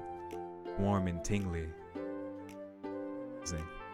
But there's no time to waste. I put it in a bottle to keep it safe. I put the bottle on the shelf with all of the other bottles. Happy thoughts, happy thoughts, happy thoughts and bottles all in a row. My collection makes me lots of friends. Each bottle a starlight to make amends. Sometimes my friend feels a certain way. Now comes a bottle to save the day. Night after night, more dreams. Friend after friend, more bottles. Deeper and deeper my fingers go. Like exploring a dark cave, discovering the secrets hiding in the nooks and crannies. Digging and digging, scraping and scraping. I blow dust off my bottle caps. It doesn't feel like time elapsed. My empty shelf could use some more. My friends look through my locked front door. Finally, all done, I open up and in come my friends. In they come in such a hurry. They want my bottles that much? I frantically pull them from the shelf one after the other, holding them out to each and every friend, each and every bottle. But every time I let one go, it shatters against the tile between my feet. Happy thoughts, damn, happy thoughts in shards all over the floor. They're supposed to be for my friends who aren't smiling. They're all shouting, pleading, something, but all I hear is echo, echo, Echo, echo, echo inside my head. Damn, that took a twist at the end. Okay, so it's definitely combining the happy and sadness thing that Saori is into. That juxtaposition, if you will, within this poem. So I hear Demri. Dude, I am all for it. I'm very on the edge of my seat because I know things get crazy. I just don't know what that is or why it is or when it's gonna happen, and that terrifies me. Holy crap. Saori, did you really write this? Of course I did. Didn't I tell you yesterday I was gonna write the best poem ever? Yeah, but I mean, I didn't expect something like this coming from you. Monica taught me a whole lot. I've been really in touch with my feelings recently. I see that. Almost kind of creepy. Damn. Creepy? Not exactly. Maybe because I'm so used to being cheerful. I mean, yeah, it makes sense if they've known each other for a long time and he's just discovering that she has this sadness side to her that she's into. I mean, you know, humans, right? Well, never mind. I'm thinking too hard about it. The point is, it came out good, so you should be proud of it. Exactly. Aw, thanks. I feel like I was meant to express myself this way. It even helps me understand my own feelings a little bit better. Writing is like magic. You've gotten pretty passionate about this, huh? Hope you keep this up. Get up. Yeah. Writing's the best. I'm gonna keep writing until I die. Don't get ahead of yourself. I always had a habit of getting obsessed with something before dropping it no more than a week later. Wonder if this is one of those times. Seeing the passion in her eyes makes it hard for me to be pessimistic. Oh dear, I guess Natsuki? She's just gonna shit on it again, I guess. I don't know. I can admit that it's better than the last one. It's nice to see that you're putting in some effort. That's good. I still don't like this at all. Here we go. It's trying too hard to be serious. What do you mean by that? Poems don't need to be all deep sounding to express something. It's going to just sound like you're forcing it unless you really don't suck at it. Honestly, don't bother trying to write poems like this until you're on Yuri's level. Natsuki stops short all of a sudden. Uh-oh. He really does like Yuri's poetry then. Don't tell me. Oh, is she noticing that we've kind of taken after her style? You're not just trying to impress Yuri, are you? I mean, what are you talking about? And keep your voice down. Well, Yuri would love this angsty. Just because she's a talented writer doesn't mean I mean, it's like I'm in trouble. I somehow struck a nerve, though what I did is beyond me. I'm so done with you. Natsuki shoves the poem I handed her back over to me. Take your stupid poem. If you write it for someone else, just don't show it to me. Ouch. This is what I get for letting a younger girl step into my business. Unless I was a mind reader, I was destined to be in a world of pain from the start. At least Natsuki wasn't really the girl I was trying to impress in the first place. Shout out to the game knowing who I'm going for. Hi again, Yuro. How's the writing going? Alright, I guess. I'll take that. As long as it's not going bad. I'm happy that you're applying yourself. Maybe soon you'll come up with a masterpiece. I wouldn't count on that. You never know. Want to share what you wrote for today? Sure, here you go. Give my poem to Monica. Alright. Great job, Yuro. I was going ooh in my head while reading it. It's really metaphorical. I'm not sure why, but I didn't expect you to go for something so deep. Guess I underestimated you. It's easiest for me to keep everyone's expectations. Oh. Also, this is too real. This is me. That way it always counts when I put in some effort. Alright, we're getting a little too real. That's not very fair. Well, I guess it worked anyway. You know that Yuri likes this kind of writing, right? Writing that's full of imagery and symbolism. Unlike Saori, who likes using simple and direct words to describe happiness and sadness. Yuri likes it when readers are left to derive their own meaning out of it. It's very challenging to write like that effectively. Both allowing people to get something out of it just by feel, or letting them deeply analyze all the nuances. Yeah, that's definitely a balance. Otherwise, if you go too fancy with it, you just sound pretentious. And if you, it's probably one of the more difficult ways to write. It could take years of practice, which I'm assuming Yuri has at this point. I never really asked though. I'm sure I'm nowhere near her level yet. Don't worry so much about that. You do your own thing. Just keep exploring and learn by trying new. This is the most positive human there ever was. But anyway, want to read my poem now? I like the way this one turned out, so I hope you do too. Alright, let's take a look. Save me. The colors, they won't stop. Bright, beautiful colors, flashing, expanding, piercing. Red, green, blue, an endless cacophony of meaningless noise. Noise that won't stop. Violet grading waveforms, squeaking, screeching, piercing, sine, cosine, tangent, like playing a chalkboard on a turntable, like playing a vinyl on a pizza crust, an endless poem of meaningless. Damn, she has some cool lines in there. I like the this penultimate stanza right here, whatever you call that. Even more abstract than your last one, huh? I guess it's just the way I write. I'm sorry if you don't like it. No, I never said that. It's kind of a thing I've never really seen before, I guess. Kind of like playing with my space on the paper. Wait. Damn it, I'm messing up voices now. Choosing where and how to space your words can totally change the mood of the poem. It's almost like magic. The way I wrote the lines really short makes it feel like they're trying to speak over the noise. Ah, I see. So hard for me to tell what it's about though. Sometimes asking what a poem is about isn't the right question. True. A poem could be abstract as a physical expression of a feeling or a conversation with the reader. Putting it that way, not every poem is about something. Anyway, here's Monica's writing tip of the day. Sometimes you'll find yourself facing a difficult decision. Dude, her writing tips are literally just telling me how to play the game. When that happens, don't forget to save your... Okay, alright. You never know when you might change your mind. Or when something unexpected may happen. Wait, is this tip even about writing? What am I even talking about? You scare me, Monica. That's my advice for today. Thanks for listening. Alright then. Okay everyone. We're all done reading each other's poems, right? I have something extra planned today, so if everyone could come sit at the front of the room. This is about the festival. Well, sort of. Do we really have to do something for the festival? It's not like we can put together anything good in just a few days. Just end up embarrassing ourselves instead of getting any new members. That's a concern of mine as well. I don't really do well with last minute preparations. Don't worry so much. We're going to keep it simple, okay?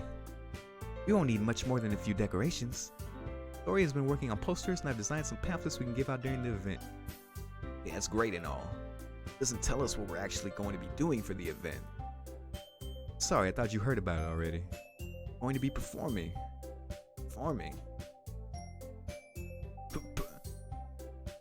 Monica. Yeah, we're going to be having a poetry performance. Plus, we're going to choose a poem to recite during the event. The cool part is we're also going to let anyone else come up and recite poems too. An open mic, hey. Sorry, he's putting it on all the posters in case anyone wants to prepare ahead of time.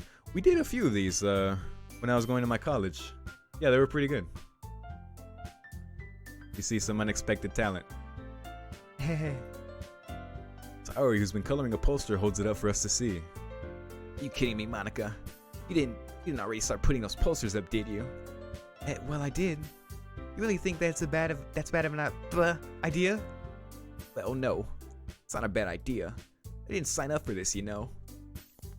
There is no way I'm going to be performing in front of a group of people like that. I agree with Natsuki. I could never in my life do something like that. Imagining it, Yuri shakes her head in fear. Guys. No, Sayori. I understand where they're coming from.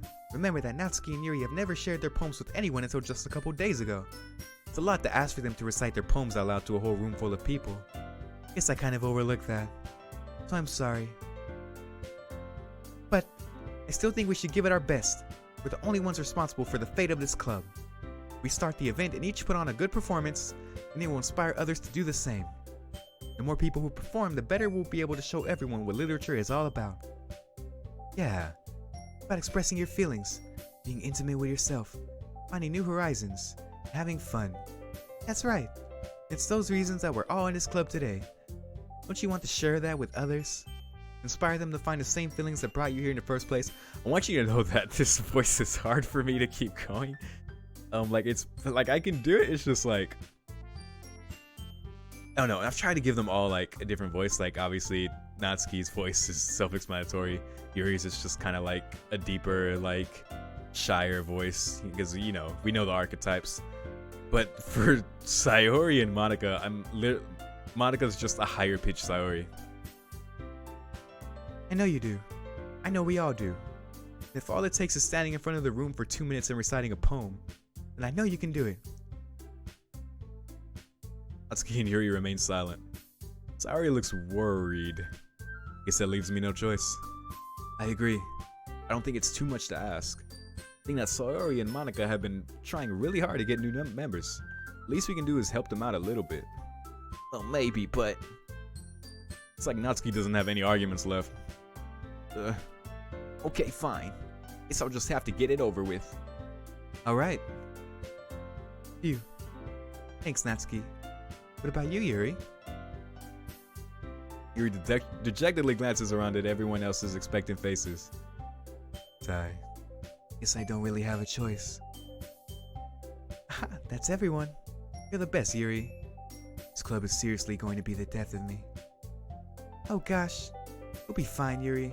Anyway, let's move on to the main event. Voice acting is very hard, especially when you're voicing 4 females as a deep-voiced man. I want each of you to choose a poem of yours. We're going to practice reciting them in front of each other. No way. Monica, this is too sudden. Well, if you can't recite your poem in front of the club, how do you expect to do it in front of strangers? Oh no. Don't worry. I'll start off to help everyone feel a little more comfortable. Okay, awesome, Kay. I appreciate that. I'm doing something here. Can I go next? Of course. Now let's see. Monica flips through her notebook to the specific poem she has in mind for herself. She then stands behind the podium. The title of this poem is The Way They Fly. Oh, the title of this poem is The Way They Fly. Ahem. Monica begins reciting her poem. Her clear, confident voice fills the room. More than that, her inflection is pristine. She knows exactly how to apply emotion behind each line she recites, bringing the words to life. Is this something she's done before, or is she simply a natural? I glance around me. Everyone has their eyes on Monica. Sayori looks amazed. Yuri has an intense expression on her face that I don't understand. Finally, Monica finishes the recitation. The 4 of us applaud. Monica takes a breath and smiles. That was so good, Monica. Thank you very much. I was just hoping to set a good example. Are you ready to go next, Sayori? I'll go next. What? Yuri's fired up all of a sudden. Yuri clutches a sheet of paper between her hands and stands up. Okay, Yuri, alright, that's what you got, girl. Keeping her head down, she walks quickly over to the podium. This poem is called... Yuri anxiously glances at each of us. You can do it, Yuri. It's called After Image of a Crimson Eye. Yuri's voice shakes as she starts reading the poem. Just a moment ago, she practically refused to do this. Why is she suddenly putting in so much effort? As Yuri gets past the first couple of lines, her voice changes. Almost like what happens when Yuri gets absorbed into her books. Her quivering words transform into the sharp syllables of a fierce and confident woman. The poem is full of twists and turns in its structure that she enunciates with perfect timing. Yo! This must be a rare glimpse into the whirling fire Yuri keeps concealed inside her head. Suddenly, she's finished. Everyone is stunned. Yuri snaps back into reality and glances around her as if she bewildered even herself. It's up to me to save the situation. I'm the first to start applauding. Everyone joins me afterward and we give Yuri the recognition she deserves. It's not that we didn't want to applaud for her, but we were caught so off guard that we must have forgotten. As we applaud, Yuri holds the poem to her chest and rushes back into her seat. Yuri, that was really good. Thank you for sharing. Looks like Yuri is down for the count. Okay, I guess I'm next then. Sayori hops out of her chair and cheerfully walks to the podium. This one's called My Meadow. Sorry, I giggled. Sayori. It's a lot harder than I thought. How did you guys do it so easily? Try not to think of it like you're reciting to other people. Imagine you're reciting it to yourself, like in front of a mirror or in your own head. It's your poem, so it'll come out the best that way. I see. Okay then. Sayori begins her poem. Somehow it feels like her soft voice was made as a perfect match. The poem isn't aimlessly cheery like Sayori is. It's serene and bittersweet. Wait, what? If I were to read this on paper, I probably wouldn't think much of it. But hearing it come from Sayori's voice almost gives it a whole new meaning. True. Performance does sell. Maybe this is what Sayori meant when she said she likes my poems. It's like I get to reach more deeply into someone I thought I knew through and through. Sayori finishes and we applaud. I did it. Good job, Sayori. Even Yoro liked it. I guess that's a good sign. What does that even mean? Came out nicely, Sayori. That atmosphere of the poem fits you really nicely. It might be that other poems wouldn't work quite as well with that kind of delivery. I don't really understand. In other words, I've seen poems of yours where that sort of gentle delivery wouldn't work as well. You might need a little more force behind them depending on what you're reading.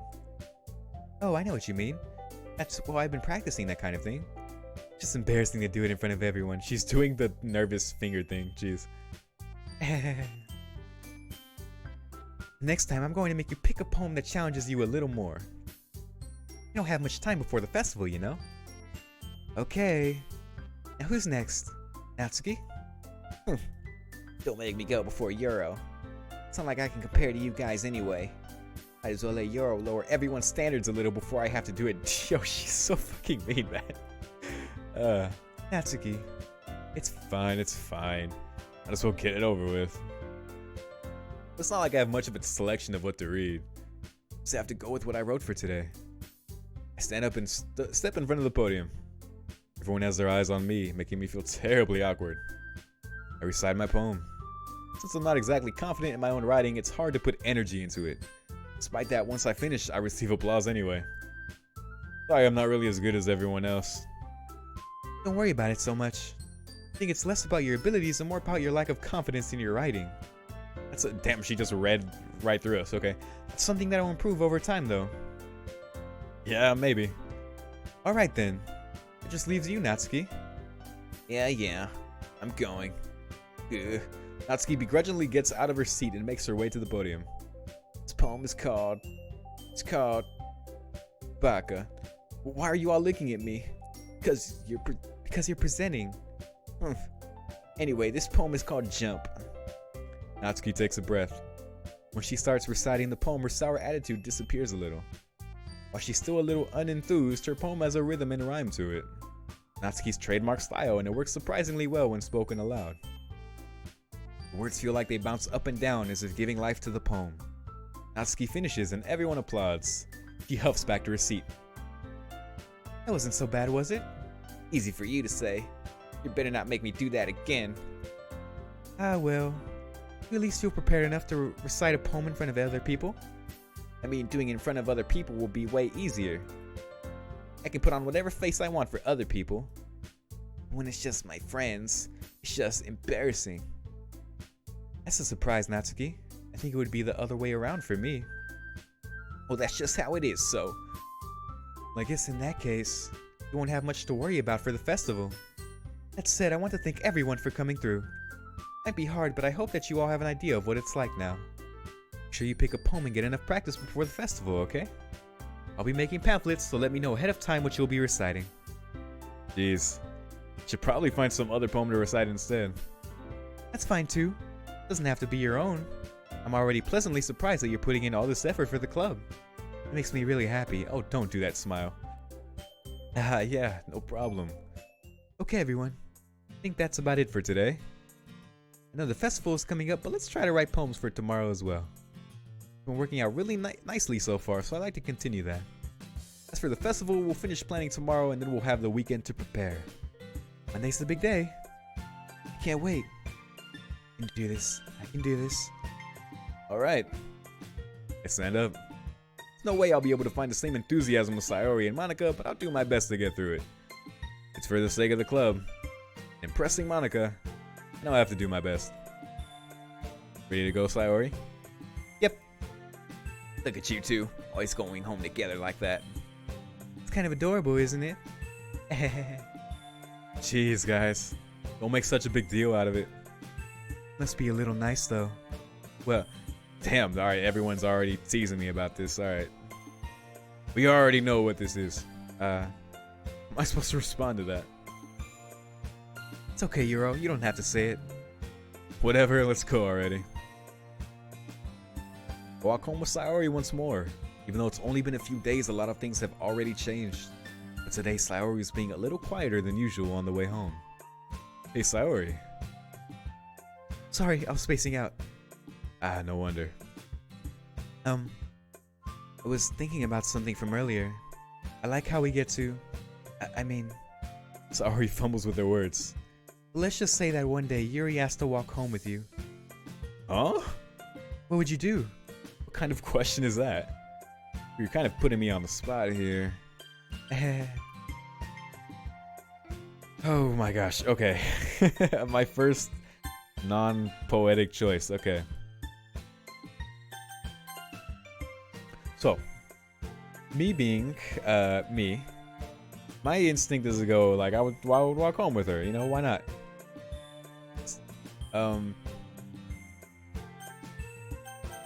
You know what, screw it. Walking home with Yuri, huh?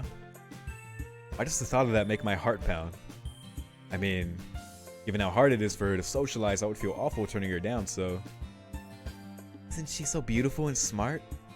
Has nothing to do with what I just said. Nothing at all. Ah, you admitted it. Jeez. There's not even any point in speculating something that's never going to happen. Well, maybe. I just like to think about it. It's not long before you won't need me anymore, you know? Oh my gosh. She's going to kill me. This girl is going to kill me if I stop walking home with her. Oh no. Need you.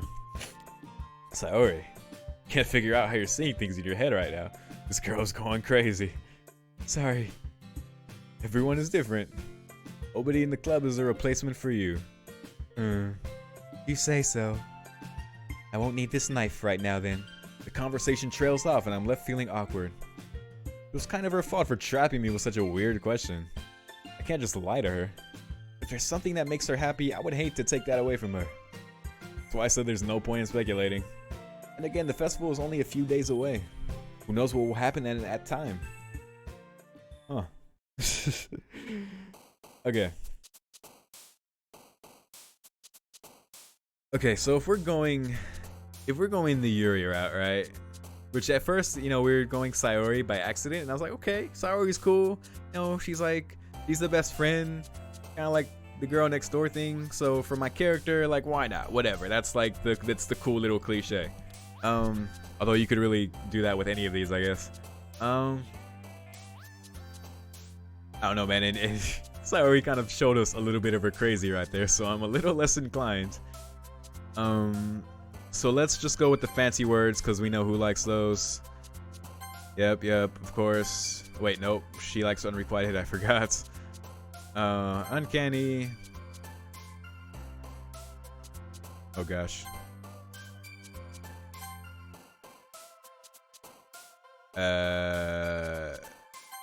Okay.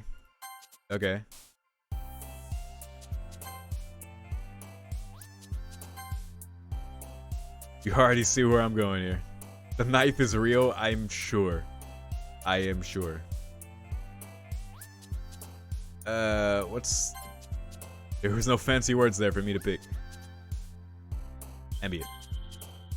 Eternity. Incongruence. A lot of these are repeating, so they're easy to remember which ones go toward who. Despise? Sure. Disoriented. Essence. Anxiety. Wait, who gets Doki Doki? Interesting, okay. Intellectual. Sure, why not? Yeah, we're smart. Oh man, the last one here again. Don't worry, I just walked into. Were you practicing? What's her voice? Were you practicing piano again? Yeah. Must have a lot of determination. Starting this club and now picking up piano. Maybe not determination, but I guess passion. Remember that the club wouldn't be here if it wasn't for all of you. Damn, she's a good president. She's got them leadership qualities. I'm super happy that you're all willing to help out for the festival too. I can't wait for the festival. It's gonna be great. Eh? Weren't you complaining about it just yesterday, Natsuki? Well, yeah. I'm not talking about our part of the festival. It's a whole day of school where we get to play and eat all kinds of delicious food. You sound a bit like Saori all of a sudden. Monica, do they usually have fried squid? Squid? That's a pretty specific thing to look forward to. Oh, come on. Are you saying you don't like squid? You of all people? I didn't say I didn't like it. I don't like it. I like it. Besides, what do you mean by you of all people? Because it's right in your name. Monica. Eh? That's not how you say my name at all. Also, that joke makes no sense in translation. Okay. Thank you, game. Never mind. Monica is our meta character. He's like, why am I talking like this is third person? It's almost like my existence is a visual novel. Let's just focus on our own event for now, okay? Fine. Your reactions aren't as fun as Yuri's or Sayori's anyway. Excuse me. Where is Sayori anyway? I was just wondering that. Like, is she good? She was acting a little crazy yesterday. Oh, there you are. Sayori is sitting at a desk in the corner of the room looking down at nothing. Oh god. I walk over to her. Hey, Sayori. I wave my hand in front of her face. Eh? You're spacing out again. He's not the only one. Sorry. Don't mind me. You can go talk to everyone else. Huh? Is everything alright? Of course. Why wouldn't it be? This feels like you're a little off. Sorry for assuming things. Jeez, you worry too much about me. Fine, see? Sayori shows me a big smile. Don't let me distract you from having fun with everyone. Well, alright. If you say so. Don't kill me. I worriedly glance at Sayori before turning back toward everyone else. The conversation is already dispersed, with everyone back at their usual activities. Maybe I should ask Monica if she'd noticed anything about Sayori recently. If they've been preparing for the festival, they must be spending a lot of time together. I timidly approach Monica, who's shuffling through some papers at her desk. Yo, Ro, what's up? I don't know why. Hey, this might sound a little strange, but have you noticed anything up with Sayori recently? Anything up with her? In what way do you mean? Maybe I'm reading into it a little too much, but she seems a bit downcast today. Oh, you think so? I can't say I've noticed anything about her. Monica peers across the room at Sayori, who is idly dragging a rubber eraser up and down her desk. Maybe there is something on her mind. Is this literally because I said I'd walk home with Yuri? What? Like, why can't we all walk together? Like, why is that so, like... She's crazy. That's it. I'm surprised I'm not the one asking you, Yoro. You certainly know her a lot better than I do. Yeah, but she's never really like this. She's always talked to me about things that bothered her. But this time when I asked her, she was really dismissive. Sorry, I know it's not your problem. Just wanted to ask if you knew anything, so I'll drop it now. No. It's important to me too. I mean, I'm also friends with her. I also care about the well-being of my club members, you know? Maybe I'll try talking to her myself. Are you sure about that? She seemed like she wanted to be left alone. Are you sure? Maybe she just has a hard time bringing it up with the person of interest. Oh, He knows. Person of interest? Huh? What do you mean? I'm the clueless protagonist. I'm saying that maybe the thing on her mind is you, Yoro. Me? How on earth would you come to that conclusion? Well, probably shouldn't say too much, but she already talks about you more than anything else, you know. Oh, okay, so that too. She's been so much happier ever since you've joined the club. Like an extra light was turned on inside of her. What? No way. Sayori is always like that. He's always been full of sunshine. It's not any different now than it always has been. You're so funny, Euro. If you thought that maybe you've always seen her as so cheerful because that's just how she is when she's around you. Oh, snap. I said too much. I'm sorry, what do I know anyway? I'm just a meta character. I didn't mean to jump to conclusions, so you should just forget about what I said. I'll try to talk to her, so try not to think about it for now. Ah, alright. Monica smiles meaningfully. I know she said to forget about it. I already know that I won't be able to get her words out of my head. Monica stands up from her desk and walks across the room to where Sayori is sitting. Watch her kneel down next to Sayori and gently talk to her. She's keeping her voice so quiet that I can't hear her from here. I sigh and sit myself down. I know Sayori told me not to worry about her and to have fun with everyone else. That's impossible to do when she's behaving like this. Exactly how much do I care about her that I'm letting this weigh me down so much? Oh, it feels like I'm the one behaving out of the ordinary. There's nothing I can do besides wait for Monica. It doesn't feel like I'm being watched. I glance around the room. Suddenly, I notice Yuri peering at me from over her book. Hey girl. She looks away just as quickly with a flustered look on her face. I realize that she won't get anywhere like this. I've never really seen Yuri approach anyone or start a conversation on her own accord. But I have no choice but to approach her myself. Right now it's a little easier for me to do that. I stand up from my desk and sit in one next to her own. I didn't mean to bother you or anything. Relax, you didn't even do anything. But I could tell that you wanted to be alone with your thoughts. Alone with my thoughts? How are you even able to tell that I was thinking like that? Well, it's something that I do a lot, so it wasn't hard for me to spot based on your posture and expression. Not that I was staring or anything. I didn't do anything creepy like that. In any case, I guess you were right. Sorry if I caused you any concern. Don't apologize. Your troubles are only the concern of those who willingly share in that concern. Of course, there are certainly those who find the most comfort in keeping to themselves. But if you would prefer to share what's on your mind, then I would be glad to listen.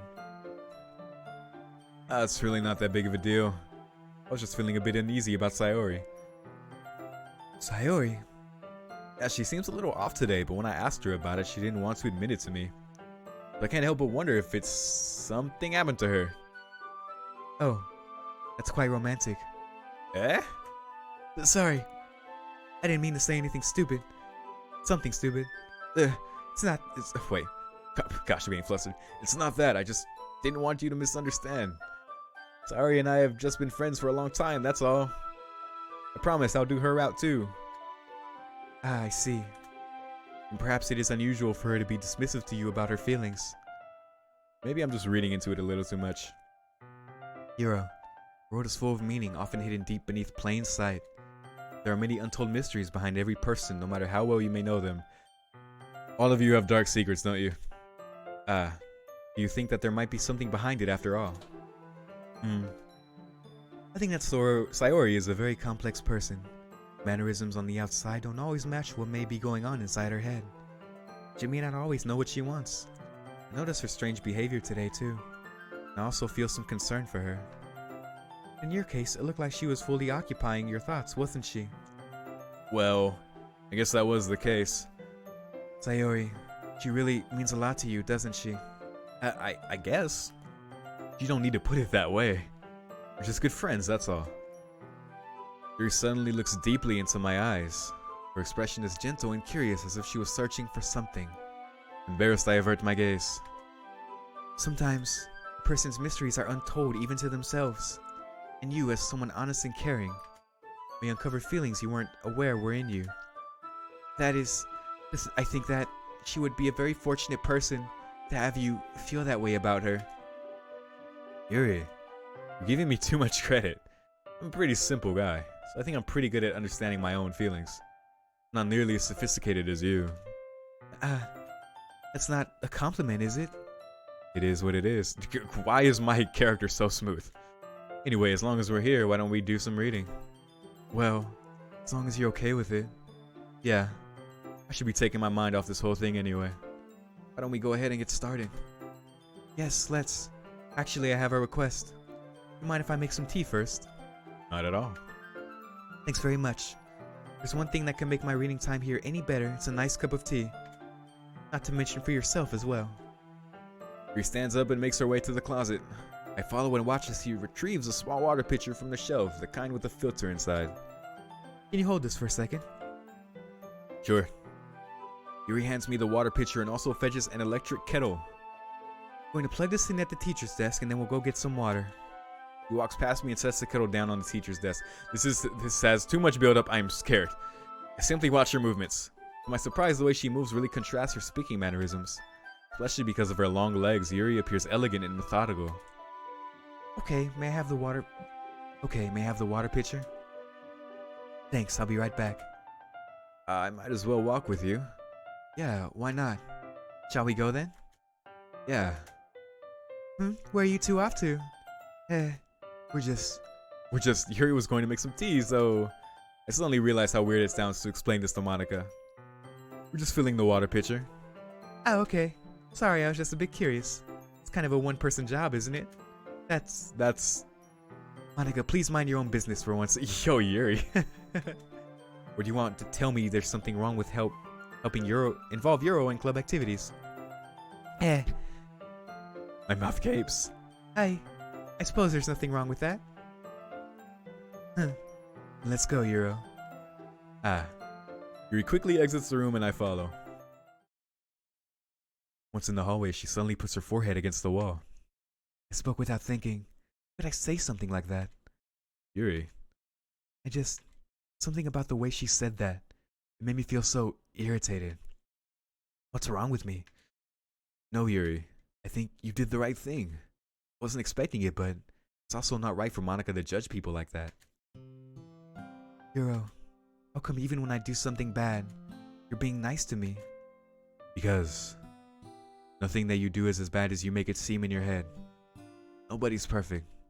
We have emotions and we can't always hide them away. You always amplify things in your head. Your mind turns a light rain shower into a hurricane. No. Don't you hate me for something as terrible as that? Why would I hate you? I can't hate someone for having emotions. What kind of friend would do that? Friend, you say? Yuri lifts her head. Euro, I really like being friends with you. Thanks, Yuri. I like being friends with you too. I feel kind of awkward saying something like that.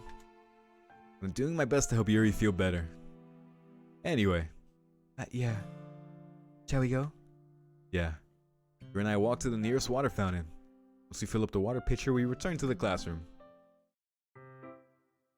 Got a little intimate moment with Yuri. Euro, do you like oolong tea? Yeah. Anything is fine. Very well. Yuri sets the temperature on the kettle to 200 degrees. Holy shit. Now it's time to get the teapot. You really do this properly, don't you? Of course. I shouldn't do any less when I'm making tea for others. Even if I'm not an expert on tea or anything? In that case, you'll only be even more impressed. Perhaps I will. Yuri fetches the teapot and begins measuring the tea leaves.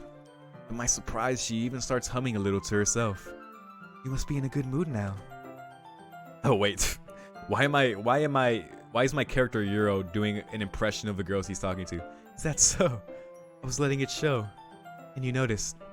I was doing a bit of thinking. And I decided that I would try expressing myself a little bit more. Turns out, it's not very hard for me to do. When it's you who's around anyway. Oh damn. That's great, Yuri. Just don't push yourself too much. You're always worrying about me, Euro.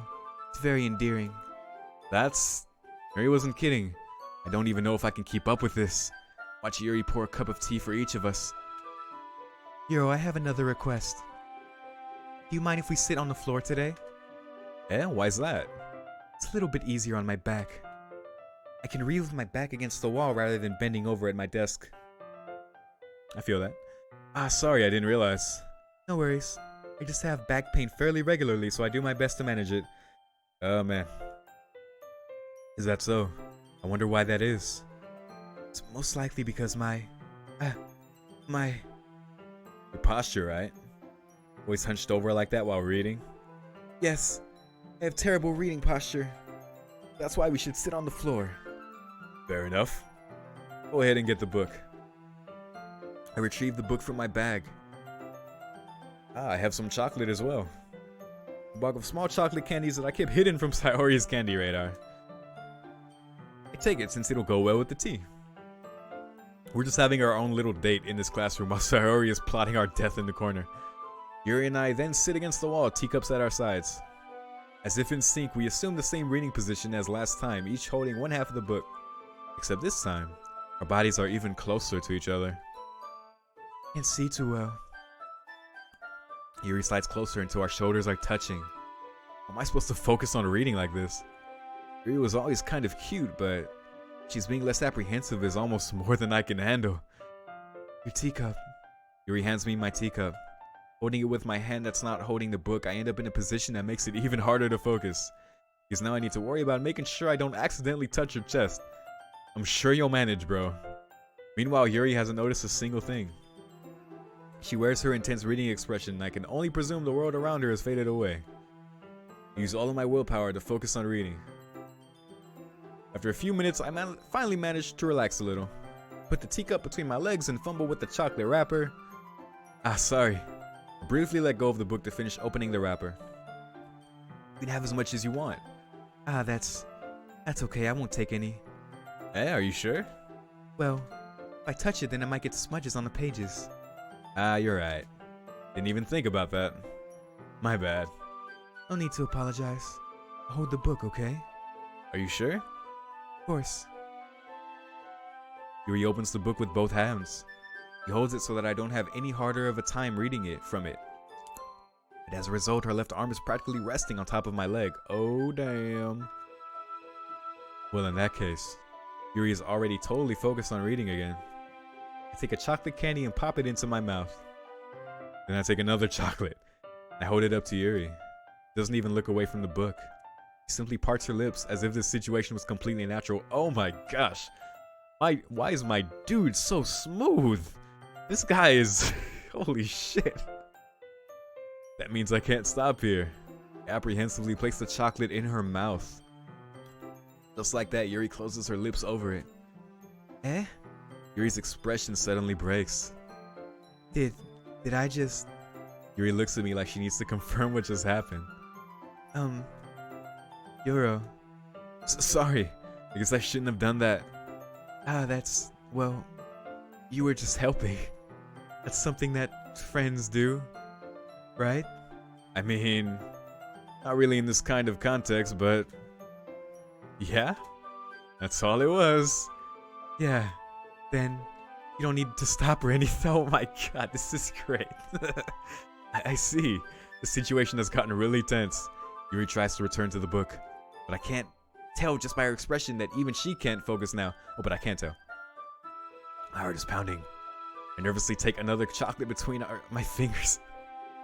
Second day? I think so. This might be third day, actually, because this is the third poem we've written, so I think this is third day. Also, hello, Alexander. Welcome. Your host, who he envisioned to be, is facts. This guy is amazing. But this time, Yuri's eyes meet mine. How did it even come to this? Yuri doesn't avert her gaze. I notice her chest rising and falling to the rhythm of her breaths. I raise my arm. Like before, Yuri parts her lips, but it's different this time. I take the chocolate and place it in her mouth. I feel her hot breath on my fingers. Jesus Christ. Damn it, Monica. Okay, everyone.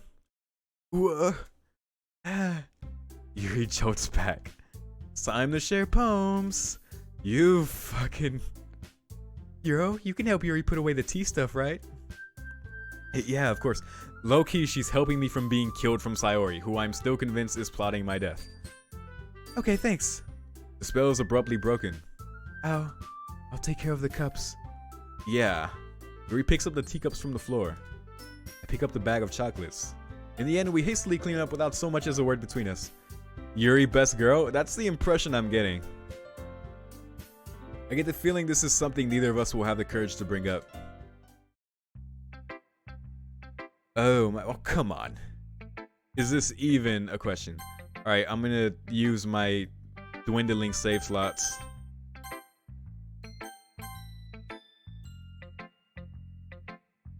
Yuro, your writing has only improved in these last few days.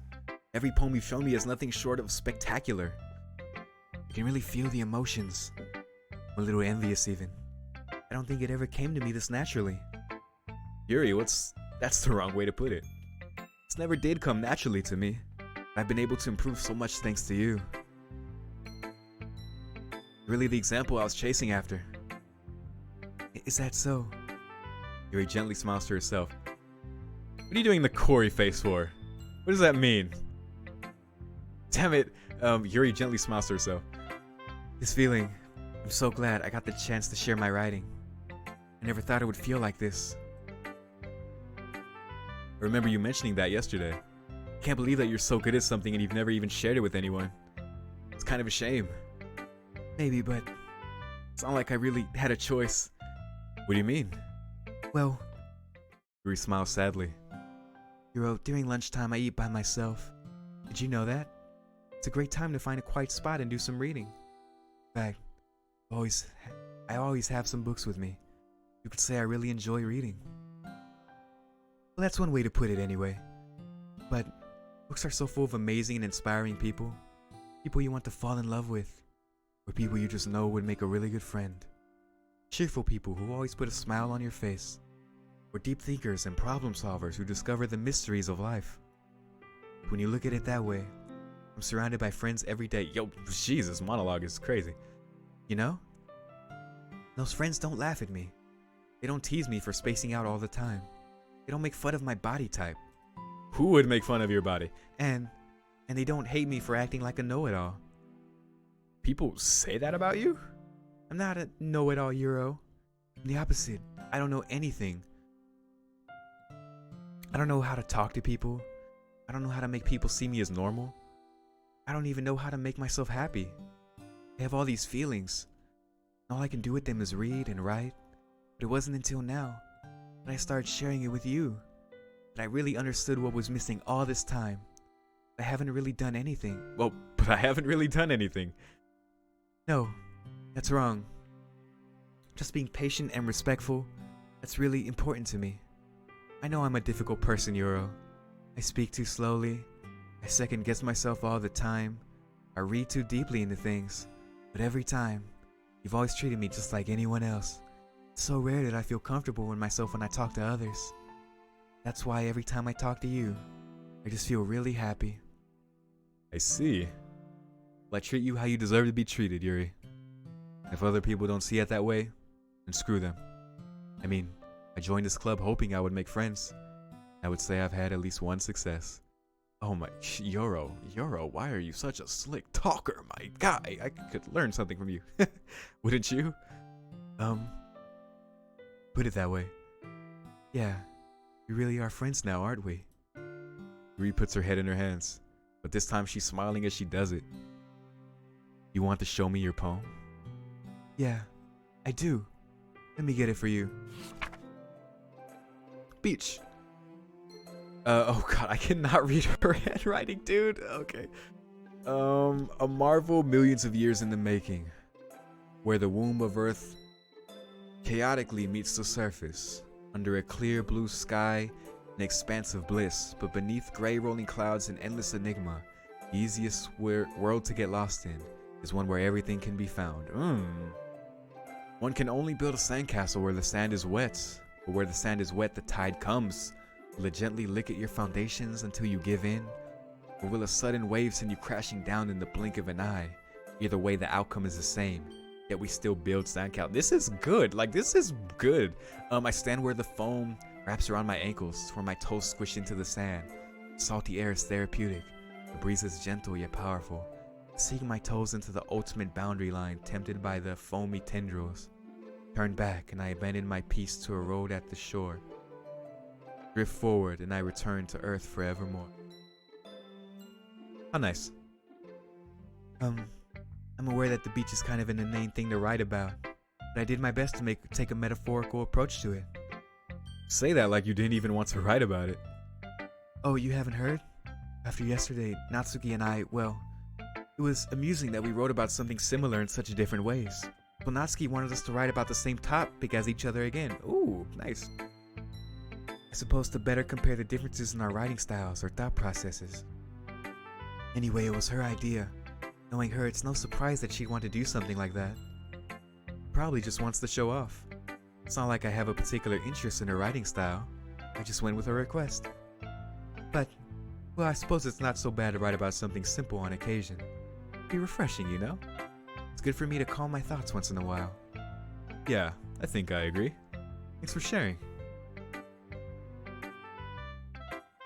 Let's just get this over with. Okay, you happy now? You putting on your little facade? Great. Alright. It's nice, I guess. Come on, I can already tell you don't like it. Well, you don't need to worry about what I think. After all, you wrote this for someone else. Fuck this Sayori, chill out. Probably Yuri. Oh my god. I didn't write this for anyone specifically. Maybe. It's not really what I meant though. But it's okay. You're making new friends just like I was hoping. Why does the characters, they're just all making like very subtle meta points? That makes me really happy. And you're happy too, right? In this club? Well, of course I am. Good. That's all that matters to me. Thank you, Yoro. Sayori, is there something wrong? Huh? No, nothing. I'm just a little tired today. Alright. Just tell me if you need anything. I will. Don't worry about me, okay? You can go play with everyone else now. You insist. Yay. I'm gonna go home a little bit early today. Sayori? Tell Monica I wasn't feeling well, okay? Damn it! Oh, son of a bitch. Some horrible shit's gonna happen with her. Have I chosen poorly? I'll see you tomorrow. Before I can say anything else, Sayori cheerfully walks out of the classroom, humming to herself. Ah, damn it. Oh, okay, well, at least we ripped the band-aid off quick. Alright, let's, Monica's voice hurts to do, so we'll get her over with. Hi, Yoro. Have you thought about what you want to submit to perform at the festival? Well, being in this club is one thing, but performing in front of a bunch of people, I have to give it some more thought. Okay, no pressure. But whatever you do, I'm sure it'll turn out great. It would also make me happy to see. The fucking laugh.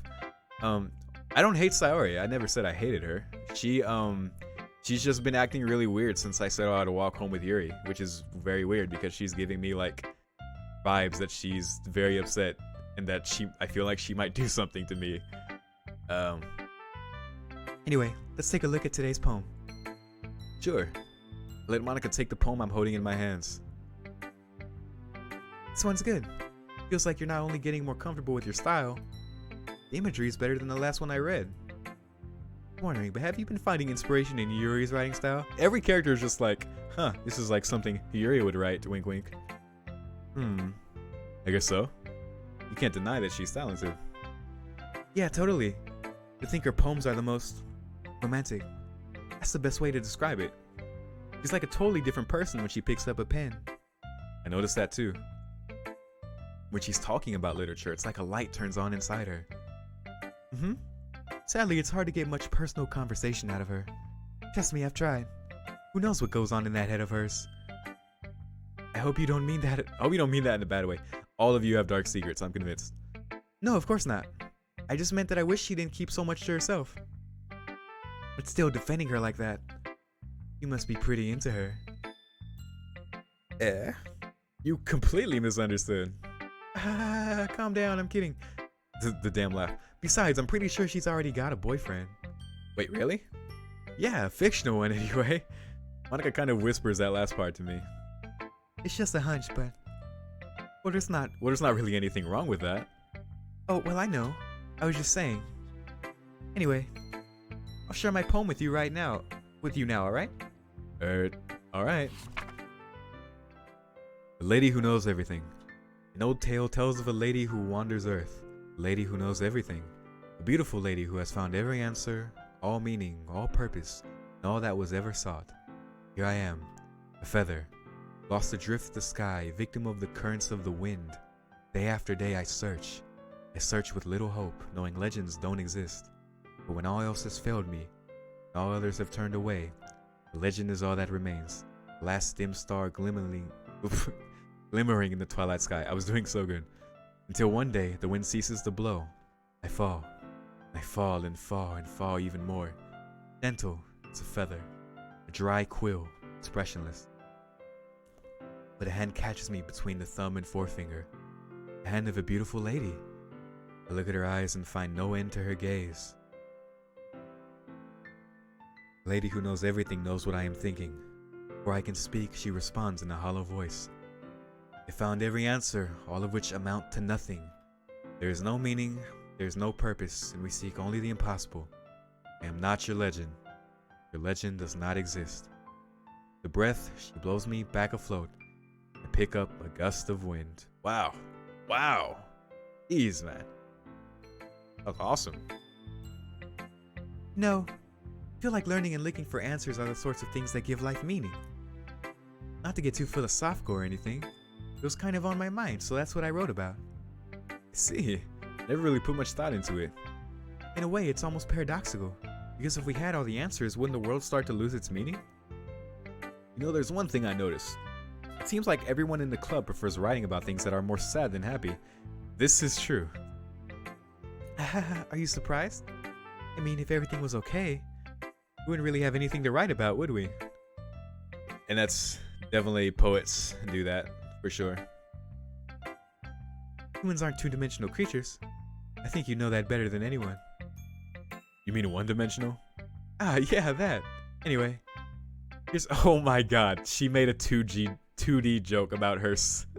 Oh my god. And now she's about to make another meta point. I love this character. Here's Monica's writing tip of the day. Are you ever too shy to share your writing because you're afraid it's not that good? It can be really disheartening to get a lukewarm response to something you put so much into. If you find other people who enjoy writing, then sharing becomes a lot easier.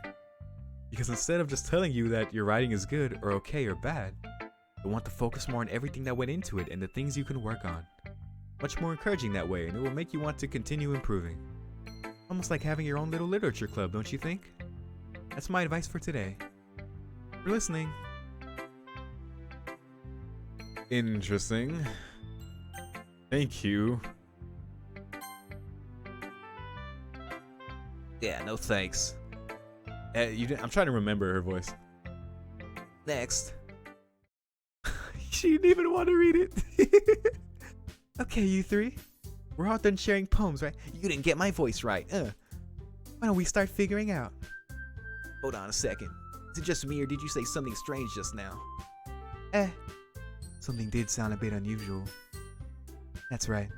You deviated from your usual catchphrase when addressing the club. Catchphrase? I don't have a catchphrase. Jeez, why is the mood so weird today? Look, even Yuri isn't immune to it. Stagnating air is common foreshadowing that something terrible is about to happen. Oh, please, God, no. Don't do this to me. Don't do this. In your books, maybe. Look, the only thing different is that Sayori isn't here. Oh. Right, she did go home early. Seems you're right. Sigh. Duck, Sayori always helps lighten the mood a little bit, doesn't she? It's almost like everyone's balance is thrown off a little when she's not around. Where the heck did she run off to anyway? Thought she would just went to pee. Natsuki, please show some decency. Oh, come on. She actually wasn't feeling too well and went home early. Is that so? I hope she's alright. Seriously? All the times to not go home with her, you pick the time she's not feeling well? So much for you two being all lovey-dovey. No. And this is an interesting course of events because in my first time I wrote the poem, I unintentionally got a lot of points with Sayori in the words I was picking because I didn't know which words pertain to characters. I just picked the ones that I just picked some. And it led to her. So the first time I got to focus on Sayori, but now these second and third times I've gotten focused on Yuri. So I don't know if it's because I made a change. Like the way, if I deviated from that is why this is happening, but it's pretty cool. First of all, stop misunderstanding my friendship with Sayori. Second, she's kind of been avoiding me today, so I didn't want to force it. Huh? Curious expression coming from Yuri of all people. Calm down, guys. I talked to her earlier and everything is fine. What did she say? Anyway, we need to figure out the rest of the festival preparations, so let's decide what everyone will be doing this weekend. Thanks, Monica. I already know what I'm doing. That's right. Natsuki will be making cupcakes. We might need a lot of them in different flavors. Can you handle that all by yourself, Natsuki? Challenge accepted. And as for myself, I'm going to be printing and assembling all the poetry pamphlets. Sayori will be helping me design them. As for Yuri, you can, guys, can you help me come up with something for Yuri? I am useless. No, that's not it at all. You're the most talented person here, you know? Natsuki. Now, Natsuki's pounding too. Jeez, even I can tell now. Guess I never gave Sayori enough credit. But I can tell things are even harder on you when she's not around. That may be the case. But if I can't also be a leader on my own, then I won't grow as a person. So Yuri, you have beautiful handwriting, you know? You should make some banners and decorations to help set the atmosphere. Atmosphere? About that. I love atmosphere. In fact, I think that's one of the words that gives her points with the poetry. Yuri's expression suddenly changes as she stares at her desk in focus and starts nodding to herself. Mine is already racing, I see. That's great. You'll be a wonderful help, Yuri. Anyway, that just leaves you, Yoro. The one who is truly useless. Don't say that. In fact, both Natsuki and Yuri have some pretty heavy tasks to handle. It would probably go a long way to give one of them a hand. Oh, come on. Is this even a choice? You could always help me out as well. I'd be really appreciative of that. That's... Michael's suggesting I spend a weekend with one of my club members? How on earth are they going to respond to a suggestion like that? I suppose I wouldn't mind a bit of help. But even if you don't know how to bake, there's always some dirty work I could give you. It's not like Monika's going to give me a choice and you shouldn't be sitting on your butt anyway. Natsuki tries to mumble a bunch of excuses like that. If I recall, Natsuki, you mentioned that you would like to handle the baking on your own. Yuro may not like to be around if you only make him out to be a nuisance. So therefore, he may be more suited to assisting with the decorations. Hold on, I never said that. How hard could it be to make a few decorations anyway? Sounds more like you're just making excuses for Yuro to...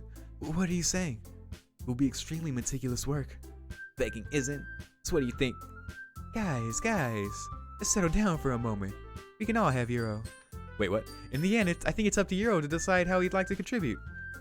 Besides, he hasn't really gotten the chance to spend any time with me yet, you know? Okay, alright. So I'm sure he's interested in... Literally just said. I'm surprised as well. Sorry. I was just saying though. Jeez. We just settled this already. Yeah. You're okay with this, right? In the end, it's up to you. Of course. Very well. In that case...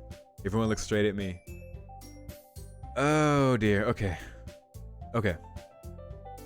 This is probably the most pivotal choice I have so far. Damn it, you guys got me anxious about my saves now. Oh dear.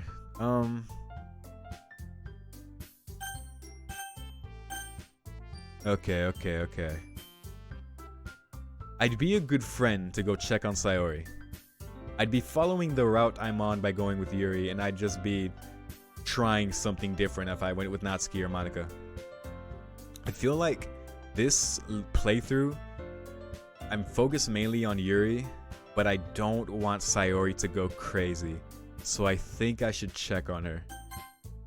I mean, if it's going to be anyone, then I prefer helping Sayori. I mean, we're already neighbors and... But Monika said that Sayori was helping her. Jeez, you really hate us that much? No. Sorry, I didn't mean for this to be difficult. Oh, come on. Okay. So, alright, Sayori's gonna be helping. So they told us something there. They said Sayori's gonna be helping Monika. So that's good information. So we choose Monika, right? Damn it, now I gotta do this. Alright, fine. Yuri, I'm sure you'll still like me. Well, I guess I should probably be helping Monika. Yay, you picked me. Hold on 1 second. Yeah. Monika, you're the one who needs the least help out of all of us. But I agree with Natsuki. Not only is your work already most suitable for one person, but you already have Sayori as well. But Yuro was the one who... That doesn't matter. You were the one who scared him into picking you in the first place. You're the club president, Monica. You're supposed to make responsible decisions for the club. Monica, you shouldn't let any ulterior motives interfere with this decision. Ulterior motives? What are you saying, Yuri? In fact, it sounds like you guys are the ones with ulterior motives. Ooh, called out. Excuse me? Otherwise, this wouldn't have been made into such a big deal in the first place. That's completely false, Monica. Yeah, you have a lot of work to do, you know? You won't do as good of a job if you make us work alone. Maybe that's true. Think of the club, Monica. If you want our event to succeed, then we need to appropriately distribute our resources. Going to do the right thing, President. Okay. I get it. Sigh. It's technically most logical for Euro to help one of you two, so I guess that's what we'll do. Oh, fuck you, game. Damn it. They're forcing me.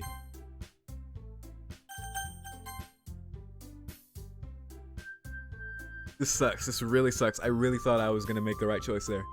Fuck me, dude.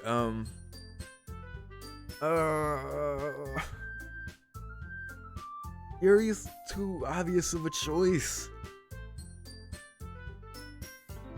Cause I'm pretty sure one of the tips that Monica gave me was not to like try so hard for a route.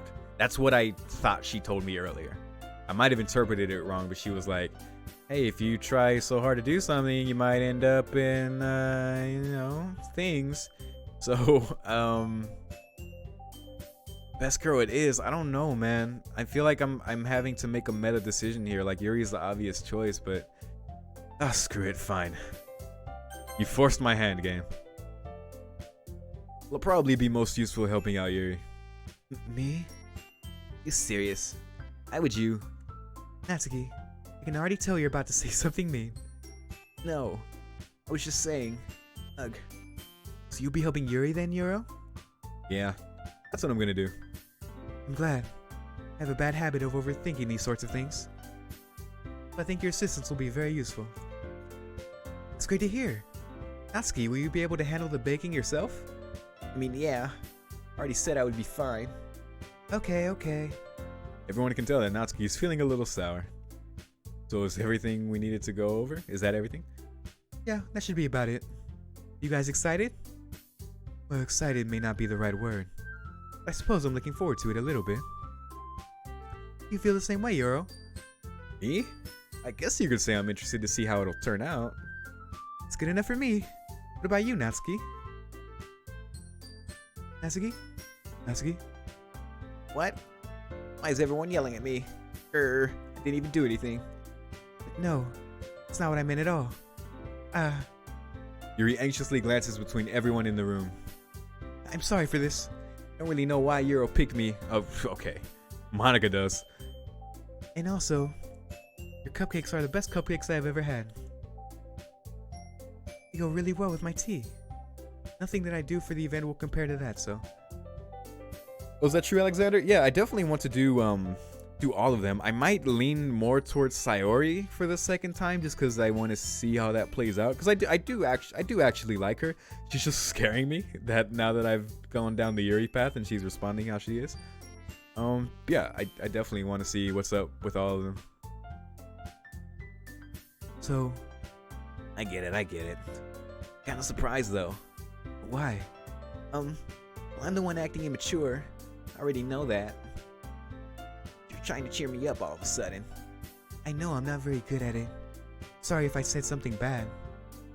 Natsuki isn't the only one surprised. Monica and I are also taken aback by Yuri's words.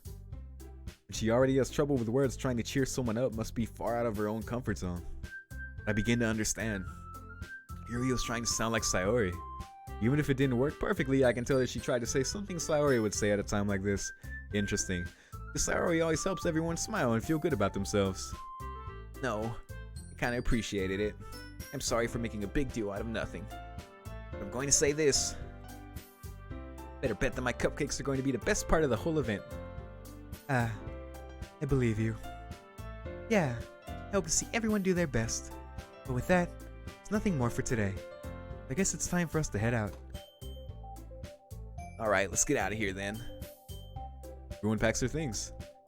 started to follow Monica and Natsuki out the door as they chat between each other. Eh? I turn around. Sorry. Realize that I don't have any way of contacting you this weekend. Oh, girl, let me get that number. Oh, you're right. Can't believe that slipped my mind. Should I give you my phone number? I think that would be the best way, yes. Alright then. Yuri and I exchange phone numbers. Get you some, Euro? Okay. Then I'll be stopping by your house on Sunday. Eh? My house? Is that a problem? No, not at all. I just thought that I would be the one going to your house since I'm the one helping you. I suppose that makes sense. But if you don't mind, I think I would prefer going to your house. Oh, she have family issues? Alright. In that case, it won't be a problem. I just like not to press Yuri for a reason. Yeah, it's for the best. Not like it shouldn't matter much either way, so I'll just need to make sure my room is clean. Hope I managed to make myself useful in some way. Not really as creative as you are. Don't underestimate yourself, Euro. I think that will make a very productive team. Even if you only chose me because you felt bad or something. Wait, you don't actually think that, do you? I don't know. It's difficult to come up with any other reason you may have chosen me. You're forgetting the one reason with the most common sense. Oh wait, that's me. I chose to help you because that's what I want to do. But it doesn't help that we have the same amount of letters and both start with a Y. Yuri thinks to herself with an extremely tense expression. Yuri, you're overthinking this. You wanted me to point out when you're overthinking, right? Eh? I didn't realize. I'm telling you, I want to. That's all there is to it. You believe me? Yuri thinks really hard again. Looks straight into my eyes for a long while. I believe you. As if it took her tremendous effort, Yuri relaxes. And I'm really looking forward to Sunday. Yeah, I am too. After that exchange, I make my way out the door and Yuri follows. I can't believe this. Yuri's going to be coming to my house on Sunday? Even though I would have preferred to do this with Sayori, anxiety still shoots through the roof. Guess I've gotten pretty used to handling her at this point. Who knows what might end up happening when we're outside of school. She even told me she was looking forward to it. I shake my head. Why do I feel nervous that Sayori finds out about this? Cause you know, bro, she is going to kill you. But I'm gonna try to save you. It's not like we feel that way about each other. Besides, like Monica said, this is about the club. I have nothing to worry about. If I just go with it, then I'll have a good time.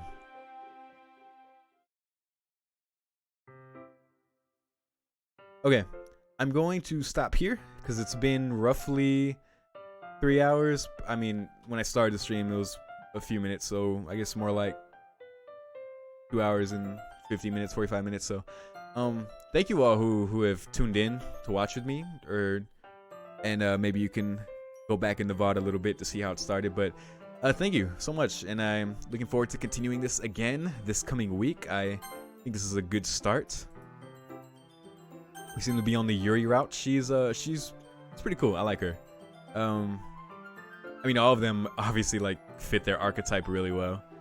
The poetry aspect is it's pretty cool too because I'm into that. So, yeah, that's about it. Once again, thank you. I'll see you next time.